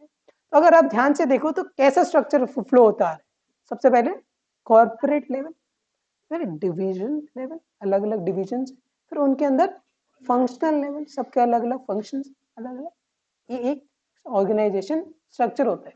This is very basic structure, ज्यादातर जगह पे आपको यही स्ट्रक्चर मिलेगा। करेक्ट, जैसे कि आप वो छोड़ दो, आप डिलॉइट को ले लो, Deloitte audit, tax, other IT consultancy etcetera etcetera division, सबके अपने अपने अकाउंट्स डिपार्टमेंट्स भी हैं और मार्केटिंग डिपार्टमेंट्स हैं, अपने अपने अपने पार्टनर्स हैं। करेक्ट, तो हर जगह आपको एक ये बेसिक स्ट्रक्चर मिलेगा ही मिलेगा, ये वाला। तो स्ट्रैटेजीज हर लेवल पे अलग बन सकती है। जो सबसे ऊपर वाला बंदा है कॉर्पोरेट लेवल पे, सारे डिविजन्स के लिए स्ट्रैटेजी बनाएगा। करेक्ट, जो डिवीजन वाला बंदा है वो सारे फंक्शंस के लिए स्ट्रैटेजी बनाएगा। जो फंक्शन वाला बंदा है वो अपनी actually operate that is comes in function only, but अपने से रिलेटेड स्ट्रैटेजी बनाएगा, मेरे अंदर जितने बंदे हैं उससे रिलेटेड स्ट्रैटेजी बनाएगा। तो स्ट्रैटेजी 3 लेवल पे बन सकती है, कॉर्पोरेट, डिवीजन और very important line, strategy is partly proactive and partly favourite question wise, direct भी पूछ लेंगे कि इसका मतलब क्या होता है, या फिर कोई एग्जांपल दे देंगे कि इसका मतलब समझाओ in the light of strategy, ऐसे बोल के।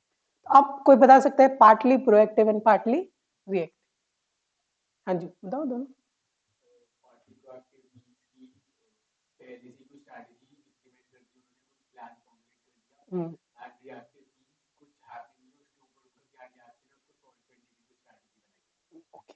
Done, very good. Anyone else? सबक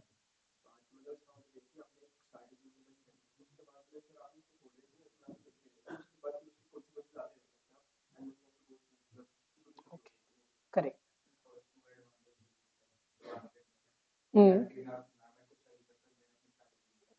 करेक्ट, प्रोएक्टिव मतलब पहले से ही सतर्क रहना, पहले से सतर्क रहना। तो अपनी ऑर्गेनाइजेशन में पास्ट में चीजें चलती आ रही हैं, उससे रिलेटेड जो भी चीजें हैं उसको पढ़ना, कौन सी स्ट्रैटेजीज पास्ट में वर्क कर रही है और किस तरीके से फ्यूचर अमेंड हो रहा है, और कौन सी स्ट्रैटेजीज एक्चुअली फ्यूचर में वर्क करेंगी, इसके बेसिस पे strategies banana. This is being proactive. Correct, और एनवायरनमेंट में क्या हो रहा है उसके बाद strategy banana, that is reactive. आप रिएक्ट कर रहे हो, वोडाफोन आइडिया ने रिएक्ट करा, एयरटेल ने रिएक्ट करा, जियो जब स्ट्रैटेजी ले आए, उससे पहले उनको ये थोड़ी था हमें अनलिमिटेड डेटा देना पड़ेगा, वो तो आराम से सोच के बैठे थे मस्त, उन्हें थोड़ी पता था जियो ये चीज ला रहा है। ला रहा होता तो वो पहले से ही थोड़ा सा प्लान करके रखती थी, या फिर अगर उनको पता भी होगा तो उन्होंने प्लान करा होगा। लेकिन जब तक कोई नहीं ला रहा, अपना बिजनेस कोई खराब करता है नहीं, तो they were being proactive as well as reactive. Proactive कैसे? पहले उन्होंने प्लान किया, अगर ऐसा एनवायरनमेंट होता है तो हम भी ऐसी चीजें कॉपी पेस्ट कर सकते हैं, आइटरेट कर सकते हैं। रिएक्ट कब किया? जब एक्चुअली में जियो ने प्लान इंप्लीमेंट कर दिया, तब उन्होंने रिएक्ट किया। क्योंकि जब उन्हें पता ही आ सकता है और जब आएगा उसमें बहुत फर्क हो सकता है ना। वो नहीं क्या पता मुकेश अंबानी जी का कब मन कर जाएगा जब वो ये ले आएंगे चीज जो दन दनादन सारी चल रही है। करेक्ट, उन्हें नहीं पता ना, तो तब तक अपना रेवेन्यू खराब कर दे, नहीं कर सकते। प्रोएक्टिव रहना मतलब पहले से प्लान करके रखना। रिएक्टिव मतलब जब जरूरत हो या फिर जब एनवायरनमेंट कहे उसके बेसिस पे रिएक्ट करना। करेक्ट, ये सही बात है। तो आपकी जो स्ट्रैटेजी है ना, कंप्लीटली प्रोएक्टिव नहीं हो सकती और कंप्लीटली रिएक्टिव नहीं। करेक्ट बात, आपको दोनों चीजें करनी पड़ेगी, partly proactive and partly reactive. पढ़ो, proactive actions on the part of manager to improve the company's market position and financial performance. Anything doubt? Okay. Any doubt? Reactions to unanticipated developments and fresh market conditions. ये याद रखना, unanticipated developments and fresh market conditions, very important. ये words मिल गए examiner खुश, ये words मिल गए examiner खुश। Correct, unanticipated developments and fresh market conditions. Proactive strategy is planned strategy, whereas reactive strategy is adaptive. यहाँ पे MCQ आ सकता है, adaptive word. This word is very important. आप अडेप्ट कर रहे हो एनवायरनमेंट, आप उससे दूर नहीं जा रहे, आप उससे लड़ नहीं रहे, आप एनवायरनमेंट के अकॉर्डिंग अपने आप को मोल्ड कर रहे हो, चेंज कर रहे हो, अडेप्ट कर रहे हो। अडेप्टिव MCQ आ सकता है, 100% आ सकता है। करेक्ट, घर जाके होमवर्क है, चार्ट पढ़ना और पढ़ने की कोशिश करना। Same thing that we have discuss. Okay, as is evident from a figure, a company's current strategy flows from both previously initiated actions and business approaches that are working well enough to merit continuation, as well as newly initiated managerial decisions and actions that strengthen the company's overall position and performance. कुछ नहीं रटना, just the line, basic meaning समझ, ठीक है? However, not every strategic move is result of proactive planning. Covid में किसी को पता था क्या भाई घर पे बैठ के काम करना पड़ जाएगा? किसी को पता था कि मतलब जूम जैसे प्लेटफॉर्म्स इतने ज्यादा आई वुड से बूस्ट कर जाएंगे? नहीं पता। बट रिएक्ट क्या रहा सबने, जूम के साथ साथ बहुत सारे और लोग एप्स लाए, भाई हमारा ऐप यूज कर, रिएक्ट किया। सब कुछ पहले से ही प्लान नहीं करके। मास्क इंडस्ट्री को पता था अनलेस एंड अनटिल चाइना से कोई लिंक हो, उन्हें पता था? नहीं पता। तो बट उन्होंने मैन्युफैक्चरिंग अपनी बढ़ाई। करेक्ट, जो इम्पोर्टर्स हैं एक्चुअली, जो इंडिया में इम्पोर्टर्स हैं, जो चाइना से इम्पोर्ट करते हैं, उनको क्या पता था? नहीं पता। लेकिन मतलब एट द मोमेंट उनको पता चला, उन्होंने इम्पोर्ट्स बढ़ाए, मास्क के, पीपी किट्स, इन सबके इम्पोर्ट्स बढ़ाए। उन्होंने उस अपॉर्चुनिटी का फायदा उठाया और उनको 4-4-5-5 टाइम्स पर बेचा। That is being reactive. Proactive नहीं था, रिएक्टिव। बट अगर आप ध्यान से सोचो ना, तो वो बंदे प्रोएक्टिव भी हैं, वो बंदे प्रोएक्टिव भी हैं।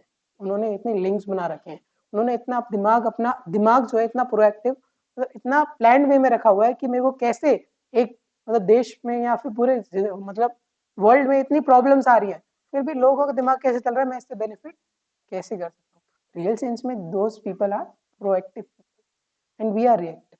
हम क्या कर रहे थे? आप समोसे तले, डेलगोना कॉफी, या जो भी कॉफी चल रही थी ये बना रहे थे, गोलगप्पे बना रहे थे, ये कर रहे थे, कर क्या रहे थे? Nothing else. कुछ किसी ने कुछ नया सीखने की कोशिश करी थी कोविड में?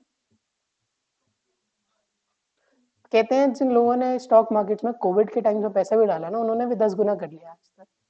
हमने तो वो भी दिमाग नहीं लगाया, इंक्लूडिंग मी। नहीं कह रहा आप लोगों को, मैंने भी वो मैं क्या कर रहा था, अगर जिंदगी छोटी सी मिली है, छत पे जाके ना बैट बॉल खेलता था, बहुत बढ़िया। आर्टिकलशिप चल रही थी, ऐसी तैसी करा आर्टिकलशिप, मैं तो खेलूंगा, मैं बैट बॉल खेल रहा हूँ मस्त। फिर आज रियलाइज होता है कि तब के टाइम पे आज जो चीजें पढ़ रहा हूँ मैं, वो अगर पढ़ लेता तो बहुत अच्छी चीज, मेरे को पता चल जाता कि मैंने डिलॉयट में जॉब ही नहीं करनी, तो पहले ही पता चल जाता। बाद में चुल आई किक मिली फिर छोड़ी जॉब, पहले ही चीजें पता चल जाती। तो हम नहीं है प्रोएक्टिव, हमें प्रोएक्टिव होने की जरूरत नहीं है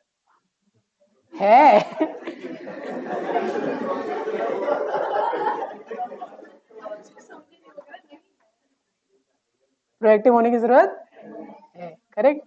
क्योंकि अब समझ आ गया है, जिन्होंने पैसा 10 टाइम्स कर लिया स्टॉक मार्केट से अपना, लेकिन अब नहीं होने वाला है, अब नहीं होने वाला। वो opportunities once in life time आती है, वंस इन लाइफ। HMPV कैसा लग रहा है, मजा आ रहा है HMPV सुन के? पेपर तो अब तो नहीं होगी, मुझे नहीं लगता अब पेपर। यूपीआई क्या? UPI unified payment interface, this is one of the examples of being proactive. India में बहुत ज्यादा यूज हो रहा है, क्या बाकी कंट्रीज में भी इतना यूज हो रहा है? इतना नहीं हो रहा, इस लेवल पे नहीं हो रहा। वो भी अगर हो रहा है तो उस पर फीस लगती है। इंडिया जैसी कन्वीनियंस चीजें नहीं है बाकी जगहों। This is be proactive. हम यूपीआई में काफी आगे हैं बाकी कंट्रीज, करेक्ट, पेमेंट्स के मेथड। ये पढ़ो जरा ब्लू बॉक्स में क्या लिखा है। वैसे आंसर भी पढ़ लो, कोई दिक्कत नहीं। दिख रहा है ना वैसे?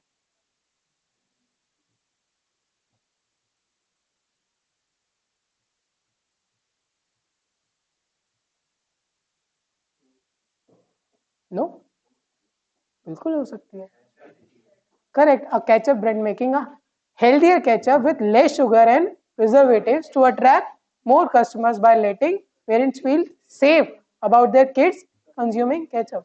या Bournvita, Horlicks, stronger, taller, sharper, कुछ भी नहीं हुआ, लेकिन स्ट्रैटेजी तो थी ना उनकी। हर पेरेंट्स कन्विंस तो हो रहे थे ना, जब तक उनको सच नहीं पता था ये है कुछ भी नहीं इसमें। आज भी काफी पेरेंट्स कन्विंस, भाई हमारा बेटा तो बॉर्नविटा है, ओके, बेटी भी, ऐसा मत सोचना बेटा बोल रहा हूँ, but I am a Complan girl या कॉम्प्लेन बॉय बोलते, बट स्ट्रैटेजी अच्छी थी भाई। चाहे मूंगफली के छिलके बेच रहे हो, कोई दिक्कत नहीं, स्ट्रैटेजी तो अच्छी थी यार। अब ये भटूरे मतलब खिला के जिम कराना चाह रहे, स्ट्रैटेजी तो अच्छी है, होना कुछ नहीं। भटूरे खा के जिम करके फिटनेस कहीं नहीं आएगी, किसी में नहीं आएगी, टायर ही आएंगे और कुछ नहीं आएगा, पर स्ट्रैटेजी तो अच्छी है ना।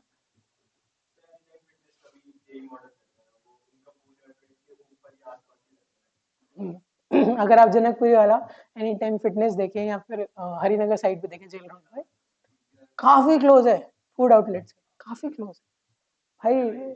बंदा खाते खाते सच्ची सोच लेता है यार कब ज्वाइन कर रहा है हमारे पे, अब तो न्यू ईयर भी आ गया, ऐसे वाली चीजें होती हैं। तो एक्चुअली में ये स्ट्रैटेजी होती है, हमें नहीं पता चलता, लेकिन वो लोग हमारी आंखों को कुछ दिखाना चाह रहे हैं और वो एक्चुअली सेकेंडरी मेमोरी में जा रहा है, हमें नहीं पता चलता। किसी दिन हम वो चीज कर लेते, दैट इज प्राइमरी मार्केटिंग।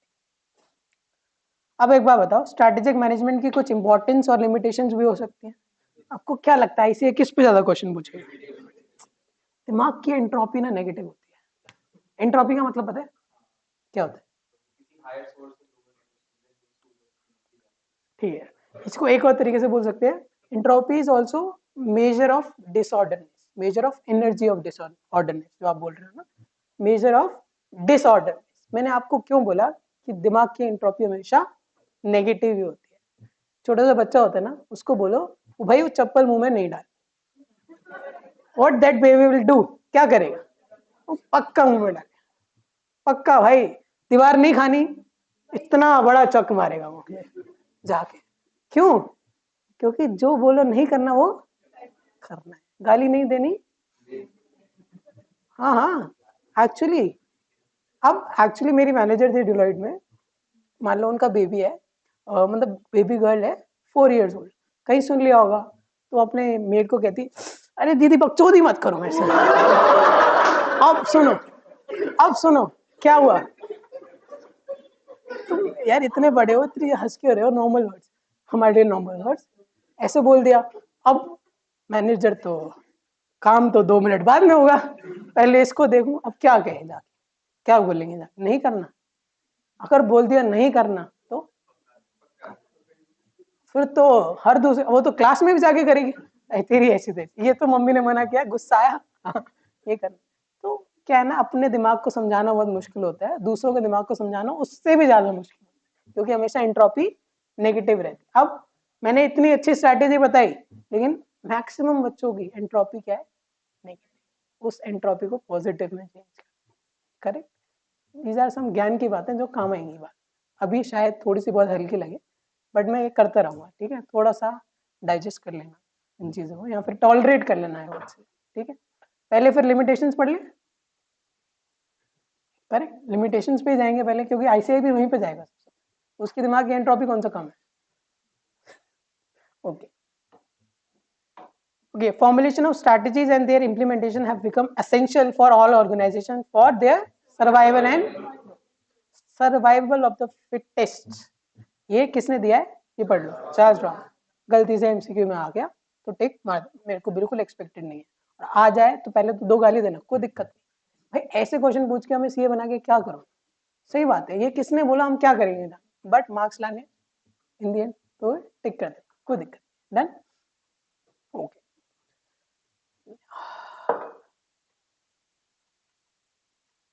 रुक जाओ, ये सब उसमें आ जाएगा। यहाँ से लिमिटेशन में सबसे पहले पढ़ो। पहला पॉइंट है क्या है? Environment is highly complex and, अंदर जो मर्जी कहानी लिखो, पहली अगर ये हेडिंग ठीक है ना, आधे मार्क्स पक्के हो जाएंगे। आपको कितना याद रखना लिमिटेशन में, ये तो मतलब दिमाग में फिट ही हो गया। एनवायरमेंट क्या होता है? डायनेमिक होता है, टर्बुलेंट होता है, कॉम्प्लेक्स होता है। ये तो आज तक दिमाग में फिट हो चुका होगा पढ़ते पढ़ते। कोई फ्यूचर को प्रिडिक्ट नहीं कर सकते, कैसे वो आगे जाके शेप लेगा, ये सब चीजें होती है, पढ़ो जरा। It is difficult to understand the complex environment, exactly pin point how it will shape up in future, correct. ये सेम लाइन, फ्यूचर का में क्या शेप होगी हमें नहीं पता। अब जो एग्जाम्पल भी पढ़ लो, बहुत बेकार एग्जाम्पल होते हैं, बट अगर इनके एग्जाम्पल लिखोगे तो मार्क्स मिलने के वेटेज ज्यादा हो जाते हैं। तो आपने क्या करना है लिमिटेशंस में? सबसे पहले क्या लिखना है? Environment is complex and turbulent and it is difficult to predict future how it will shape up, correct. अब उसके बाद एक एग्जांपल लिख देंगे। देखो एग्जांपल देखो क्या है? 2-wheeler electric vehicles brands counted on strategic benefits they would have because of the huge push from the government for electric mobility. However, customers are getting reluctant to purchase EVs due to the safety concerns amid the frequent incidents of batteries catching fire. Strategy क्या थी? Government भी support कर रही है, इतने सारे benefits हैं, electric vehicles बेचेंगे, बट लेकिन जान से प्यारा है किसी को? कुछ क्या करूंगा मैं, 100 रुपये पेट्रोल डलवा लूंगा, जाते जाते स्कूटी फटी, मैं भी गया, क्या फायदा? करेक्ट, जान से प्यारा तो कुछ नहीं किसी को, बैक फायर करे। लिमिटेशन समझ आया? हम नहीं प्रिडिक्ट कर सकते थे ये चीज। क्यों? इतनी ज्यादा गर्मी हो जाएगी कि बैटरीज ही फटने लग जाएंगी, टेम्परेचर इतना ज्यादा रेज हो जाएगा, बैटरीज फटने लग जाएगी। मैं प्रिडिक्ट नहीं कर सकता एग्जैक्ट कितना होगा, करेक्ट। मैं बट एक क्वेश्चन ले सकता हूँ, एक प्रिडिक्शन दे सकता हूँ, एग्जैक्टली क्या होगा मैं नहीं बता, correct. Strategic management is a time consuming process. Time consuming क्यों भाई? पहले देखो एनवायरनमेंट में क्या क्या चल रहा है, बाकी देखो कॉम्पिटिटर्स क्या क्या कर रहे हैं, मेरी स्ट्रेंथ क्या है, मेरी वीकनेस क्या है, मेरे गोल क्या है, ये सब डिफाइन करो। जो मार्केट में चल रहा होता है ना, तुम्हें क्या पता होता है? ऐसे ही पता चल जाता है। वो जो सीईओ होता है उसको बहुत टास्क करवाने पड़ते हैं, काफी सारी रिपोर्ट्स निकलवानी पड़ती है, काफी सारे बंदों को ऑन फील्ड भेजना पड़ता है भाई। एम्प्लॉय की कॉस्ट लगती है, उसका टाइम लगता है एक्चुअली में, तो बहुत टाइम कंज्यूमिंग प्रोसेस है। और उसके बाद भी कई बार रिजल्ट ठीक नहीं आते, तो बंदा इसी चीजों में लग जाएगा तो बाकी काम भी तो करने हैं ना। एक्चुअली में प्रोडक्ट कौन सा बनाना है ये बहुत इंपॉर्टेंट है, बहुत ज्यादा इंपॉर्टेंट, लेकिन बनाना भी तो है ना प्रोडक्ट। मेरे छोटी सी पान की दुकान खोलनी है, स्ट्रैटेजिक मैनेजमेंट करके क्या करूँ? कितनी चीजें स्ट्रैटेजिक मैनेजमेंट में कर ला लूंगा, मतलब कहाँ कहाँ पान की दुकान है पूरे शहर में देखने जाऊँ, कैसे कैसे चलते हैं वो देखने जाऊँ? नहीं भाई, 2-4 बंदों को देखूंगा कैसे काम कर रहे हैं, क्या कर रहे हैं। इतना टाइम कंज्यूमिंग प्रोसेस में उतनी छोटी सी चीज पे नहीं लगा सकता।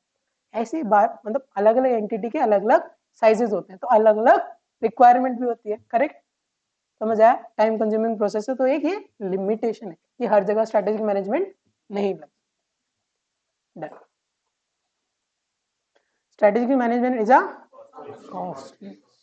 अभी एग्जांपल दिया, रिपोर्ट्स निकलवानी होती है। आप कभी ना कोई इंडस्ट्रियल रिपोर्ट निकाल के देखना, गूगल पे जाना, इंडस्ट्रियल रिपोर्ट चाहिए आपको।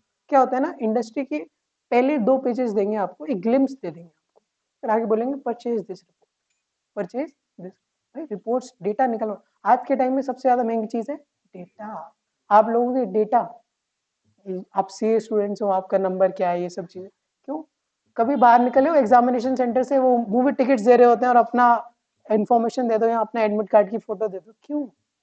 मूवी टिकट तो उनको सस्ते में 70-75 रुपए में मिल जाती है सुबह का शो, इतनी सारी, अगर वो पूरा हॉल बुक करते हैं, पूरी मूवी टिकट लाते हैं। लेकिन वो डेटा इतनी इजीली, इतना करेक्ट डेटा इतनी इजीली नहीं मिलता। एडमिट कार्ड पे आपको एकदम करेक्ट डेटा होता है, इतनी इजीली कहीं नहीं मिलता करेक्ट डेटा। तो उनको आपका डेटा चाहिए। हम बहुत खुश होते हैं स्टूडेंट्स की, यार मैं तो बहुत खुश था, बोर्ड का एग्जाम दिया 12th का, मैं एग्जाम खत्म हो गया, मूवी देखने जाऊंगा, ले एडमिट कार्ड। फिर कॉल आता है, आप ये करना चाहते हैं, अब ये करना। हम सोचते हैं ना नंबर कहाँ से आते हैं, ऐसी चीजों से आते हैं ना। वाह व्हाट अ ब्यूटीफुल प्लान। मैं देखने भी नहीं गया मूवी, मैं मूवी भी नहीं देखने गया, और मैं अपना एक्चुअली एक डेटा शेयर करा किसी से। हम बहुत इजीली डेटा शेयर कर देते हैं, हमें पता नहीं चलता। अलाउ अलाउ अलाउ, जब हम टेक करते हैं बहुत इजीली शेयर कर देते हैं। गूगल इमेजेस अलाउ, मतलब जो भी आपको इमेजेस देखनी है, डेटा लेना है, फोन कौन से लेना ले लो। उन्हें ये मतलब एक्चुअली में जो डेटा सीकर्स होते हैं उनको ये भी पता होता है मैं किसको किस टाइम पे सबसे ज्यादा कॉल, मैं गूगल पे क्या सर्च कर रहा हूँ, मैंने सब अलाउ कर रखा है। तो डेटा बहुत इंपॉर्टेंट है। फिर वो टारगेट करते हैं, पतले कैसे हुए, मतलब ठीक है, टारगेट करते हैं ना, मैसेजेस आते हैं, मानो मत मानो मैसेजेस आते हैं। मतलब जोमेटो की बहुत अच्छी स्ट्रैटेजी है वो, जो अभी मैसेजेस उसने भेजना स्टार्ट करा है, करेक्ट। तो आपको एक पर्सनल टच दे रहा है भाई, वो कोई तो मेरी केयर करता है, कोई तो करे, कोई किसी को तो फर्क पड़ता है मैंने केक खाया नहीं खाया वैलेंटाइन डे, कोई तो करे। जोमेटो वाला ठीक है, that is a very good strategy, correct. But हम कॉस्टली प्रोसेस पे थोड़ा सा भावुक हो जाता हूँ बताते बताते sorry. Okay. In a competitive scenario where all organizations are trying to move strategically, it is difficult to clearly estimate the competitive responses to a firm's strategy. भाई मैंने जो स्ट्रैटेजी बनाई उसमें क्या रिस्पॉन्स आएगा और दूसरा जो बना रहा है उस पर क्या रिस्पॉन्स आएगा, क्लियरली मैं एस्टिमेट नहीं कर सकता डे वन पे। जब लगाऊंगा इम्प्लीमेंट करूंगा तभी पता चलेगा। लेकिन लगाते लगाते इतना टाइम इतना कॉस्ट लगा दिया, उसके बाद खराब निकली, मेरा पैसा बर्बाद हो रहा है, करेक्ट। स्ट्रैटेजिक मैनेजमेंट बहुत ईजी चीज़ नहीं है। हम बुक्स में पढ़ के बहुत ईजी से लगता है, हम जैसे एग्जाम्पल देते हैं एप्पल जियो ये सब चीज़ें। भाई वो जब स्ट्रैटेजी बना रहा था ना, उसके दिमाग में था कितने हजारों करोड़ों का इन्वेस्टमेंट है, इतना इजी नहीं था उसके लिए जितना इजीली हमने बोल दिया कि भाई उसने एक हफ्ते में सोचा होगा सब कर दिया। नहीं भाई, बहुत सालों की मेहनत लगती है, करेक्ट। फेसबुक व्हाट्सएप इंस्टाग्राम ये सब आपके पास जो एग्जाम्पल है, बहुत सालों की मेहनत। अमेजोन ग्रेटेस्ट एग्जाम्पल, बहुत टाइम उसने मेहनत करी, बट मेहनत का रिजल्ट जरूर मिलता है, करेक्ट। थोड़े से बेनिफिट्स पढ़ लें, अब नेगेटिव से पॉजिटिव कर लें इन टॉपिक, कोई दिक्कत तो नहीं, बोर हो गए? Very good. Okay, strategic management gives a direction to the company to move ahead, बताता है किस राह पे चल, नहीं तो ठोकर खाएगा। ऑब्वियसली स्ट्रेटेजिक मैनेजमेंट नहीं होगा तो टेंपल रन कभी नहीं खेल सकता, पेड़ से टक्कर खाओगे, नदी में गिर जाओगे, ऐसी सब चीजें होंगी। बिजनेस में सोचोगे तो लॉस खाओगे, ट्रेडिंग करोगे स्टॉप लॉसेस हिट होते रहेंगे। ट्रेडिंग का पता है, स्टॉप लॉस का मतलब पता है अगर ट्रेडिंग करते हो थोड़ा बहुत? Okay, strategic management helps organization to be proactive instead of contradictory state. पहले कहते हैं पार्टली प्रोएक्टिव हो पार्टली रिएक्टिव हो, फिर वो प्रोएक्टिव होने को फेवर भी करते हैं, बट एक्चुअली में सही बात है, प्रोएक्टिव होने को फेवर करना चाहिए, हर चीज रिएक्टिव नहीं कर सकते। मतलब अगर मैं आपको प्रोएक्टिव और रिएक्टिव जो पार्टली बोल रहे हैं ना, एक्चुअली रेशियो बताऊं तो 70-80% आपको प्रोएक्टिव रहना ही पड़ता है, 20-30% आप रिएक्टिव, करेक्ट। तो प्रोएक्टिव होना ज्यादा जरूरी है। Strategic management provides framework for all major decisions of an enterprise. यहाँ तक लिखोगे कोई दिक्कत ही नहीं है, उसको चाहिए ही नहीं इससे। ध्यान से समझो, मैं आपको जब ये चीज पूरी शीट दिखा रहा हूँ ना, मैं आपको एक तरह से आंसर्स लिखने का तरीका बता। जब आप आंसर्स लिख रहे हो तो आपको किस वर्ड को अंडरलाइन करना, जो उसको दिखना चाहिए, स्ट्रैटेजी उसको दिखना चाहिए, प्रोवाइड्स फ्रेमवर्क, करेक्ट। ऐसी ऐसी चीजें दिखेंगी तो एग्जामिनर खुश होगा, मार्क्स देगा। पढ़ो, strategic management serves as a corporate defence mechanism. Corporate defence mechanism मतलब कोई गलती कर दी, कुछ पिटफॉल हो गया, तो मेरे लिए उसके पास भी स्ट्रैटेजी है। एक स्ट्रैटेजिक मैनेजमेंट में एक अलाउंस दी है अपने आप, कुछ गलती कर दी उसको मैं ठीक कर सकूं, करेक्ट। एक कॉर्पोरेट डिफेंस मैकेनिज्म की तरह फिर वो वर्क करेगा मेरे। Okay, strategic management helps to enhance the longevity of the, हर कोई चाहेगा ना बिजनेस मेरा ज्यादा से ज्यादा चले, ज्यादा से ज्यादा चले, तो स्ट्रेटेजिक मैनेजमेंट उसमें हेल्प करता है। Okay, last, strategic management helps to certain core competencies and competitive advantages. अब मैं अपना पर्सपेक्टिव चेंज करता हूँ। मैंने आपको बोला एक स्टूडेंट का पर्सपेक्टिव कंपटीशन ऐसे ही होता है। मैं कहता हूँ बाकी स्टूडेंट से मिला कंपटीशन चॉकलेट लेने में, मेरे को चॉकलेट चाहिए, ऐसी तैसी करे सब, टीचर बोल रहा है तो मेरे को चॉकलेट चाहिए, मेरा कंपटीशन हो। मेरी कोर कॉम्पिटेंसी क्या थी? रटना। मेरी कोर कॉम्पिटेंसी क्या थी, मतलब मेरी स्ट्रेंथ क्या थी? रटना। उसको इम्प्लीमेंट किया।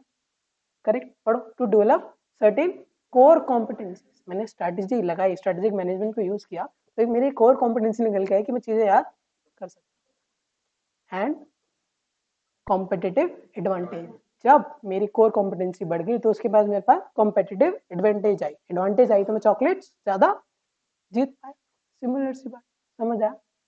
कोई दिक्कत है? Okay, done. मैनेजमेंट की डेफिनेशन, पहली डेफिनेशन, की group of organization interest task of making it purposeful and productive, correct, bringing and integrating resources, जितने सारे थे, मैन पावर, आप जितना भी बोल सकते हो, into a functional whole. Done. Second definition, set of interrelated functions. Functions include planning, organizing, directing. The strategy, long range blueprint of an organization's desired image, destination वगैरह, that is what it wants to be, what it wants to do, how it wants to do, and where it wants to go. Correct, strategy की definition ये थी। फिर दो बंदे थे वेल्ले से, उन्होंने डेफिनेशन दी थी, पढ़ लेना, एमसीक्यू में आएगा तो आएगा, नहीं तो नहीं। फिर स्ट्रेटजी दो चीजें होती है, मतलब स्ट्रेटजी क्या होती है, पार्टली प्रोएक्टिव और पार्टली प्रोएक्टिव, मतलब प्लान चीजें होती हैं जो ऑर्गेनाइजेशन की ऑलरेडी पास्ट में चीजें चल रही होती हैं, उससे डेवलप होकर आती हैं कुछ स्ट्रेटजीज।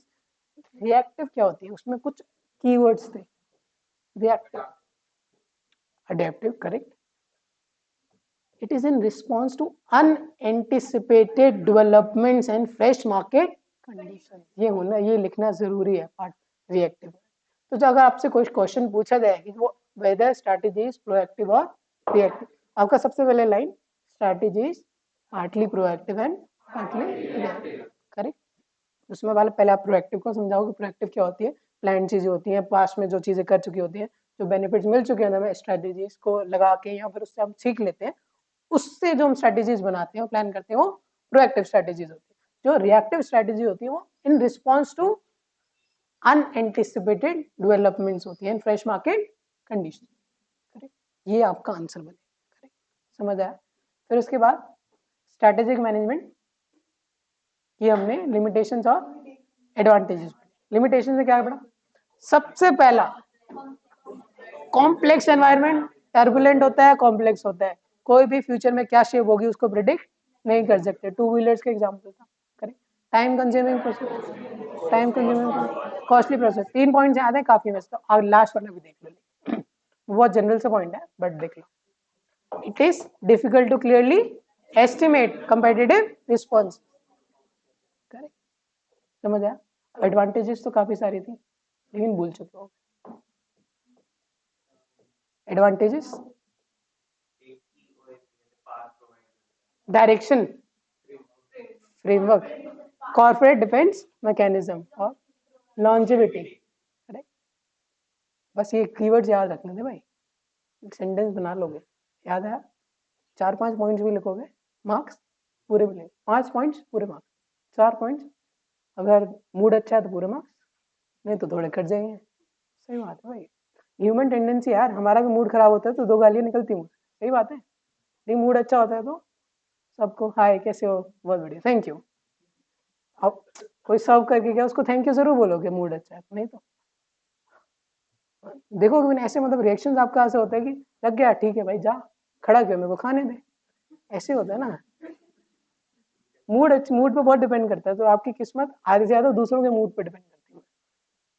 एग्जाम्पल दे सकता हूँ वैसे मैं, अब तुम बोर हो गए हो तो चलो दे देता हूँ। दूसरे के मूड पे, दूसरे के स्किल्स पे बहुत डिपेंड करता है। मैं यहाँ पे किसी को कुछ कह नहीं रहा, बट पर्सनली मुझे कुछ लोगों की ड्राइविंग से बहुत डर लगता है, कुछ लोगों की ड्राइविंग स्किल से। Those are basically I would say aunties and aged uncles.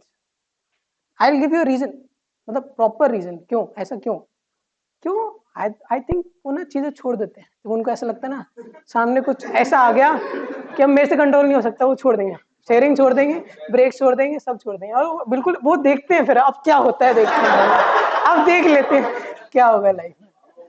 This is one thing. But मेरे साथ जो लाइफ में होता है ना, आई बिलीव अलग ही होता है। सबको ऐसा लगता है मेरे साथ लाइफ में अलग होता है, लेकिन मैं एग्जाम्पल के साथ प्रूव करके बताता हूँ मेरे साथ अलग क्यों होता है। अब रेंडमली वर्क कर रहे हो, मान लो एक जगह पे, रोड मान लो, रोड पे वॉक कर रहे हो, क्या हो सकता है आपके साथ? कुछ भी नहीं।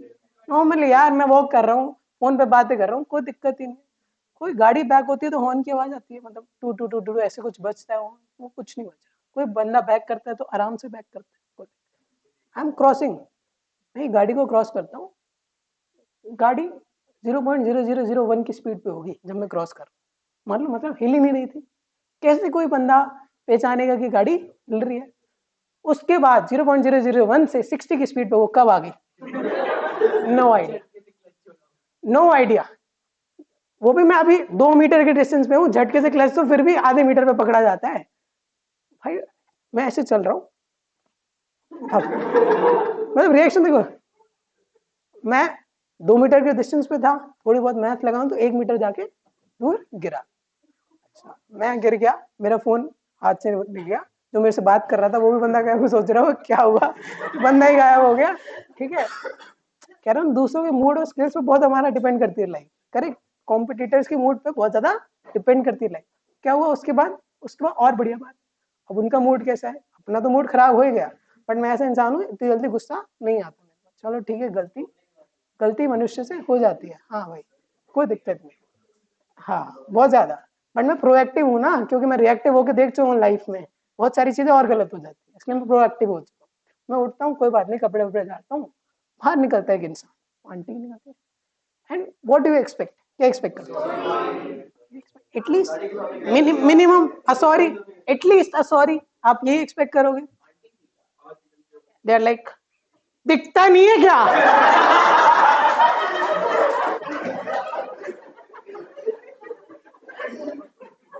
जैसे इमेजिन अ पर्सन जिसका फोन अभी तक नहीं मिला है, कपड़े साफ करके उठा है, वो आंटी को सुनता है, वो दिखता नहीं है क्या? 2 मिनट, मैं उन आंटी को देख रहा हूँ, आंटी को तो देख रहा हूँ, कोई दिक्कत नहीं, मेरे मन में चल रहा है, ए पागल हो रहा है वाला डायलॉग नहीं होता जेठालाल का, मेरे मन में चल रहा है, अभी तो बाहर नहीं बोला।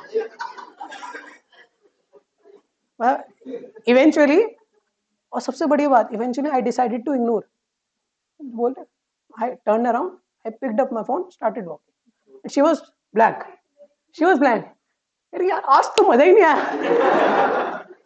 भाई, मैं किसी पे चीखी, मैं मुझसे लड़ नहीं रहा, एंड आई स्टार्टेड वॉकिंग। मुझे पता था क्या होता है वहां पे बैठे बैठे, मैं दो चार बातें बोलता, 10 बंदे आ जाते, कोई नहीं बेटा छोड़ो, कोई बेटा छोड़ो, यही होता, और आप चले जाते, वो भी 10 बातें बोलते, मैं चल दिया, आई वन, मैं जीत गया।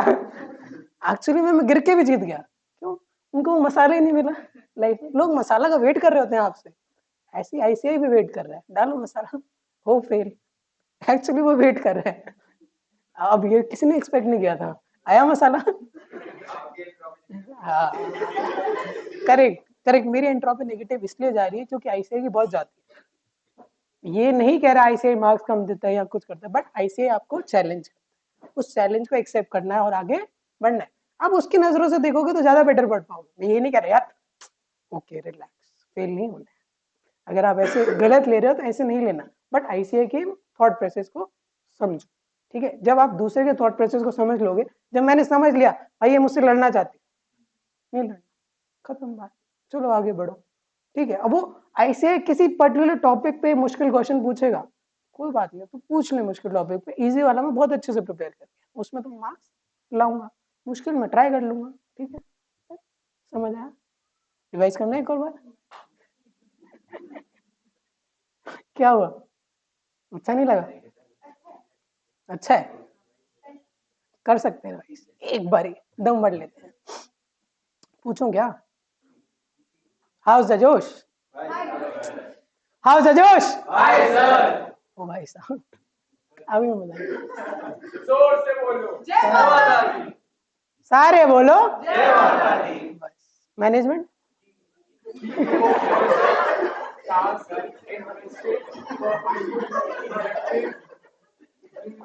देखो एक और स्ट्रैटेजी, एक बंदा सबको हंसाने के बाद खुद ही आंसर देने लग जाए, सुन लो भाई, ये भी उसकी स्ट्रैटेजी है। सर सबको डिस्टर्ब करूंगा फिर मैं पढ़ूंगा, मजाक कर, don't take it on heart. सारे बोलो, मैनेजमेंट की group of an organisation in charge of task, interested with task of making it purposeful and productive, correct.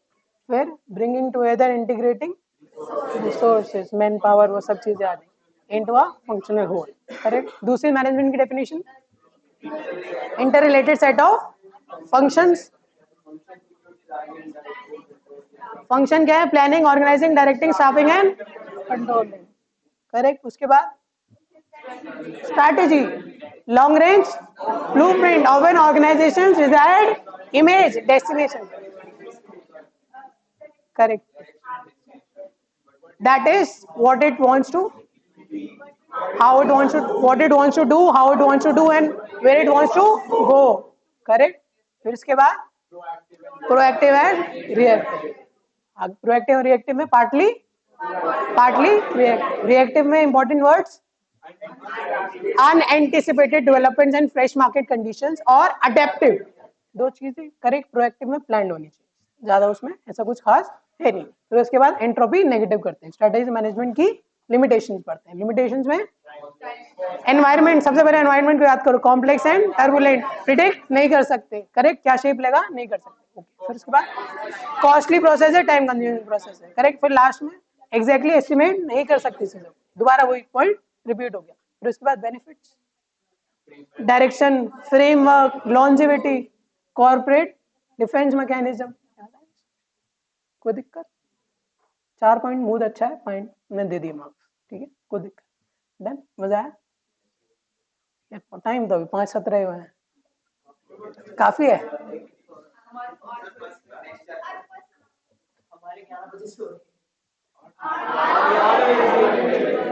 8 बजे से देखो, टाइम को यूटिलाइज तो करना चाहिए। स्ट्रेटेजिक मैनेजमेंट नहीं पढ़ना, कोई दिक्कत नहीं, कुछ और पढ़ाओ, कुछ और पढ़ाता हूँ ना, क्या दिक्कत पढ़ा? एस्ट्रोलॉजी से क्या दिक्कत है? हाँ, क्रिकेट खेलने जाने, चलो कोई बात नहीं, आज छुट्टी करते हैं, कोई दिक्कत नहीं है। बट मैं यूजुअली क्लास के एंड पे कुछ अलग चीजें पढ़ाता हूँ। इफ यू वांट मैं पढ़ाऊंगा, और बहुत प्यारी चीजें होंगी, मजा आएगा, ठीक है। हाँ पढ़ाऊं? चलो यार, इतना एंथुसियाज्म दिखा रहे हो तो पढ़ा ही देते हैं। मुझे लाइफ से रिलेटेड चीजें पढ़ाता हूँ, बहुत इंटरेस्टिंग, पढ़े? Yes sir. This is my self made theory, मजा आएगा पढ़ के।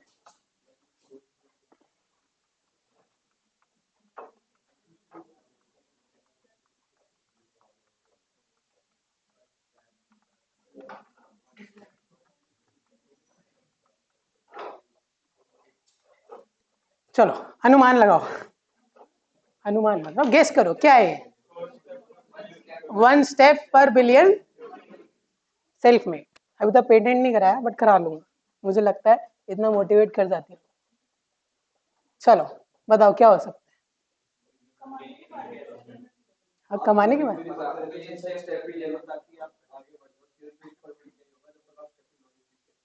ये भी हो सकता है लॉजिक, मैं अब सोच रहा हूँ, बट बिलियन से सोचो कुछ, पैसा पैसा ही दिमाग में आता है। सीए पैसे के लिए सीए कर रहे हो ना, सच्चे सच्चे दिल पे हाथ रख के हो। चलो चलो ठीक है, क्लैरिटी तो होनी चाहिए लाइफ में, पैसा चाहिए, कोई दिक्कत नहीं। एक कदम बिलियन की तरफ, 1 स्टेप पर बिलियन। पूरे वर्ल्ड की पॉपुलेशन अराउंड कितनी है? 7 बिलियन से चेंज हो चुका है, जनरल नॉलेज का क्वेश्चन। 8,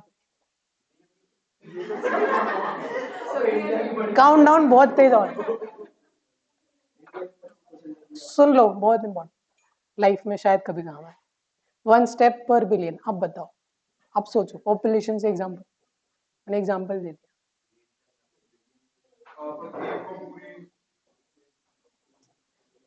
बेसिकली लाइफ में एक इंपॉर्टेंट स्टेप लो, आप 1 बिलियन लोगों से आगे हो जाते हो, आपको अंदाजा नहीं है। एक इंपॉर्टेंट स्टेप लो, मिनिमम 1 बिलियन लोगों से आगे हो जाते हो, मिनिमम। 8 बिलियन लोगों से आने जाने के लिए जो टॉप 10 है उन्होंने क्या किया, मेरे हिसाब से उन्होंने 8 स्टेप्स लिए हैं, मेजर क्रिटिकल स्टेप्स, जो हर एक इंसान नहीं ले पाता। मुझे ऐसा लगता है उसको, अब मैं उन स्टेप्स को ना, मुझे याद भी नहीं है, ये मैं डिफाइन करने की कोशिश करता हूँ स्टेप्स क्या हो सकते। मुझे लगता है कि अगर आप 12th पास कर लो, कम से कम 1 बिलियन लोगों से आगे हो जाते। सिर्फ एक नॉर्मली एक आप स्कूल का 12th स्टैंडर्ड पास कर लेते हो, कम से कम 1 बिलियन लोग आपको दुनिया में मिलेंगे, उन्होंने वो भी नहीं किया, एक्चुअली में वो भी नहीं किया। करेक्ट। दूसरा स्टेप, ग्रेजुएट हो जाओ। 2 बिलियन लोग कम से कम दुनिया में हैं जिन्होंने, जो ग्रेजुएट भी, खुश हो जाओ भाई, खुश क्यों नहीं हो रहे हो? 2 बिलियन लोगों से आगे हो तुम, खुशी आएंगे। थर्ड, पोस्ट ग्रेजुएट या फिर ऐसा कोई कोर्स कर लो, सी पोस्ट ग्रेजुएट बोल लो उसको, 3 बिलियन लोगों से आगे हो चुके। 1 स्टेप पर बिलियन की एक इंपॉर्टेंस है, आप समझो। चौथा स्टेप क्या हो सकता है? आधे लोग अनएम्प्लॉयड बैठे हैं दुनिया में, 4 बिलियन से ज्यादा लोग, आधे लोग अनएम्प्लॉयड बैठे। जो हम सोचते ना, हमने क्या किया क्या किया, भाई तुम बहुत कुछ कर रहे हो, तुम्हें पता नहीं है लाइफ, तुम बहुत कुछ कर रहे हो। कुछ लोग, बहुत सारे लोग हैं जो ये भी नहीं कर रहे, जो ये भी नहीं। 5वां स्टेप,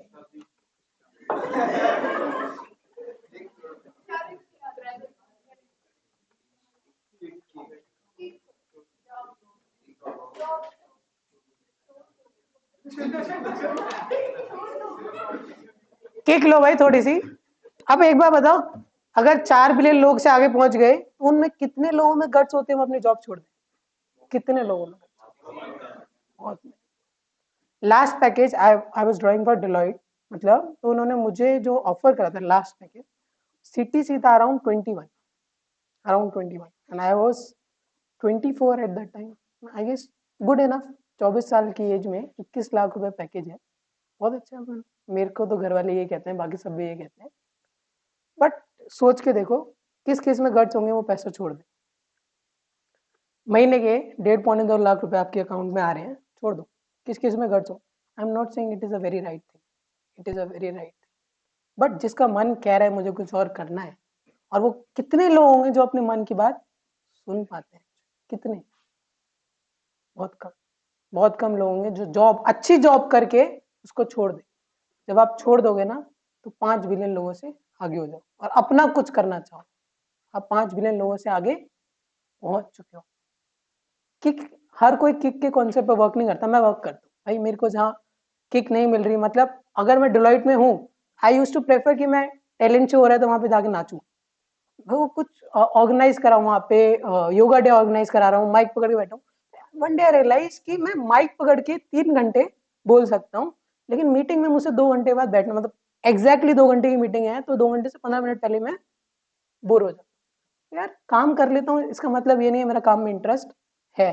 सीए बन गया इसका मतलब नहीं है सिर्फ जो सीए वाले काम है उसी में मेरा इंटरेस्ट है। अब लोग सोचते हैं तुम तो बहुत, मतलब एक अटेम्प्ट में दे दिया, सब कुछ कर दिया, रैंक होल्डर भी, तो ये यूज्ड टू टेल मी तुझसे ये काम क्यों नहीं होता, तू तो रैंक होल्डर है। रैंक होल्डर हूँ तभी तो नहीं हो रहा, तभी तो मैं एनालाइज कर रहा हूँ भाई, मेरे को ये नहीं करना। तुम एनालाइज कर रहे हो मेरे पास कितना पैसा आ रहा है, कितने टाइम में मैं शादी कर सकता हूँ, कितने टाइम में आगे बढ़ सकता हूँ। मैं एनालाइज कर रहा हूँ कि 2 साल बाद तो 21 का 35 हो जाएगा, फिर तो वैसे ही नहीं छोड़ने का मन करेगा। क्या 21 से 35 पेट भी हो जाता है मेरा, मेरी कमर है, मतलब 28 से 35 वो भी चली जाती। क्यों? वहां पे बैठे हुए हैं आराम से, 10-10 बजे तक बैठे हैं आराम से, क्या है काम करते रहो, तो नीचे जाके साइबर में एक बियर पकड़ेंगे सारे, पिएंगे। ये है ना सबका कल्चर, मेरे को नहीं पसंद वो कल्चर। जो 6 बजे निकल गया उसको ऐसे देखेंगे जा रहा है, हाँ भाई क्योंकि 9 बजे आया तो इसलिए 6 बजे जा रहा हूँ भाई, तुम आए हो 11 बजे तो तुम आराम से बैठो।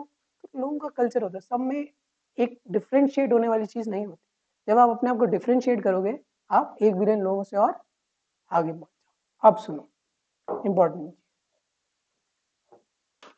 क्या है ना, जॉब छोड़ दी कुछ और करने लगे, लेकिन कुछ और जो कर रहे हो ना उसमें ना तेल निकल जाता है ऑनेस्टली।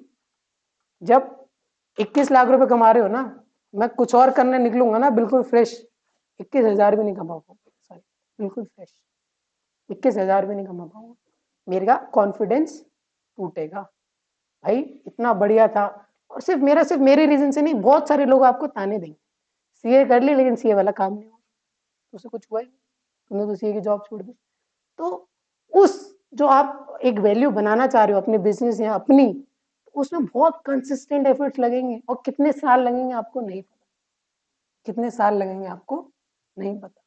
तो जॉब छोड़ने वाले भी कुछ मिल जाएंगे, लेकिन जॉब छोड़ के एक्चुअली में कुछ बड़ा कर दिखाने वाले और कम हो जाते, 1 बिलियन और कम कर दो। कुछ लोग जॉब छोड़ तो देते हैं बहुत कि हाँ मैं मोटिवेट हो गए, किसी की स्पीच सुन ली है ये हम छोड़ देते हैं, भाई साहब नहीं कर पाते, दोबारा जॉब में जाते हैं, दोबारा जॉब में जाते हैं, क्योंकि उन्हें यही नहीं पता होता कि कितना टाइम लग सकता है, और किसी को नहीं पता होता सक्सेसफुल होने में कितना टाइम लगेगा। करेक्ट। अमेजोन वाला अगर आईटी में कहीं जॉब करता था, उसने छोड़ के अपना सेटअप बनाया, और अपना सेटअप बहुत टाइम तक एक छोटे से गैराज में रन किया, पता है ना। करेक्ट। लेकिन उसको नहीं पता था ये गैराज का पूरी दुनिया की आधी प्रॉपर्टी खाने को रेडी हो जाए, वहीं से मैं पूरी दुनिया की आधी प्रॉपर्टी खरीदने के लायक हो जाऊं। करेक्ट। अब कंसिस्टेंसी भी आ गई, सक्सेसफुल भी हो गए इंडिया। नहीं, इस सब के बाद ना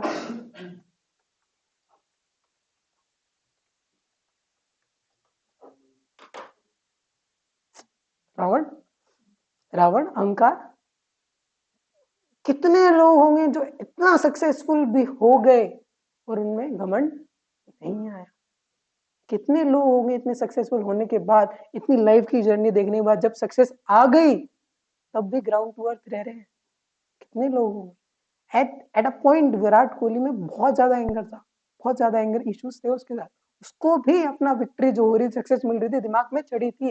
at that point of time I feel वो इस स्टेज पे था, मैंने इतनी मेहनत कर ली, इतनी सब चीजें कर ली, कंसिस्टेंटली मेहनत कर ली, सक्सेस आ गई, शायद मैं जो कर रहा हूँ, मतलब जितना मैं एंगर दिखा रहा हूँ, गाली दे रहा हूँ, नॉट इन फील्ड आउटसाइड भी, वो मेरे लिए ठीक नहीं है। I need to be humble, I need to be down to earth. बहुत रेयर लोग, बहुत रेयर।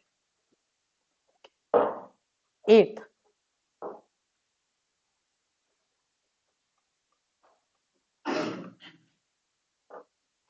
सबके बाद भी कौन ऐसे लोग होंगे, सारे रतन टाटा होते हैं क्या, सारे रतन टाटा होते हैं क्या, पैसा कमाने के बाद सब हेल्प करने की सोचते हैं क्या, सब इतना हेल्प करने का सोचते हैं, हम्बल भी हो गए, सब भी हो गया, लेकिन इन दी एंड ना ऐसा लगता है मैं डाउन टू अर्थ हूँ, ग्राउंडेड हूँ, हेल्प करूँ किसी की, ऐसा लगता है मेरा पैसा है, मेरी कमाई है, मेरा सब कुछ है। But we are forgetting as a humans we have taken birth to serve people. बचपन से हमने सीखा है मेरा राइट, मेरा ये, मेरा वो, देना सीखो। हमें सिखाते हैं अपने, मतलब जो भी हमारे बिलीव्स हैं कि कम से कम 1/10 ऑफ द इनकम डोनेट करो, देना सीखो भाई। बहुत कम लोग होंगे।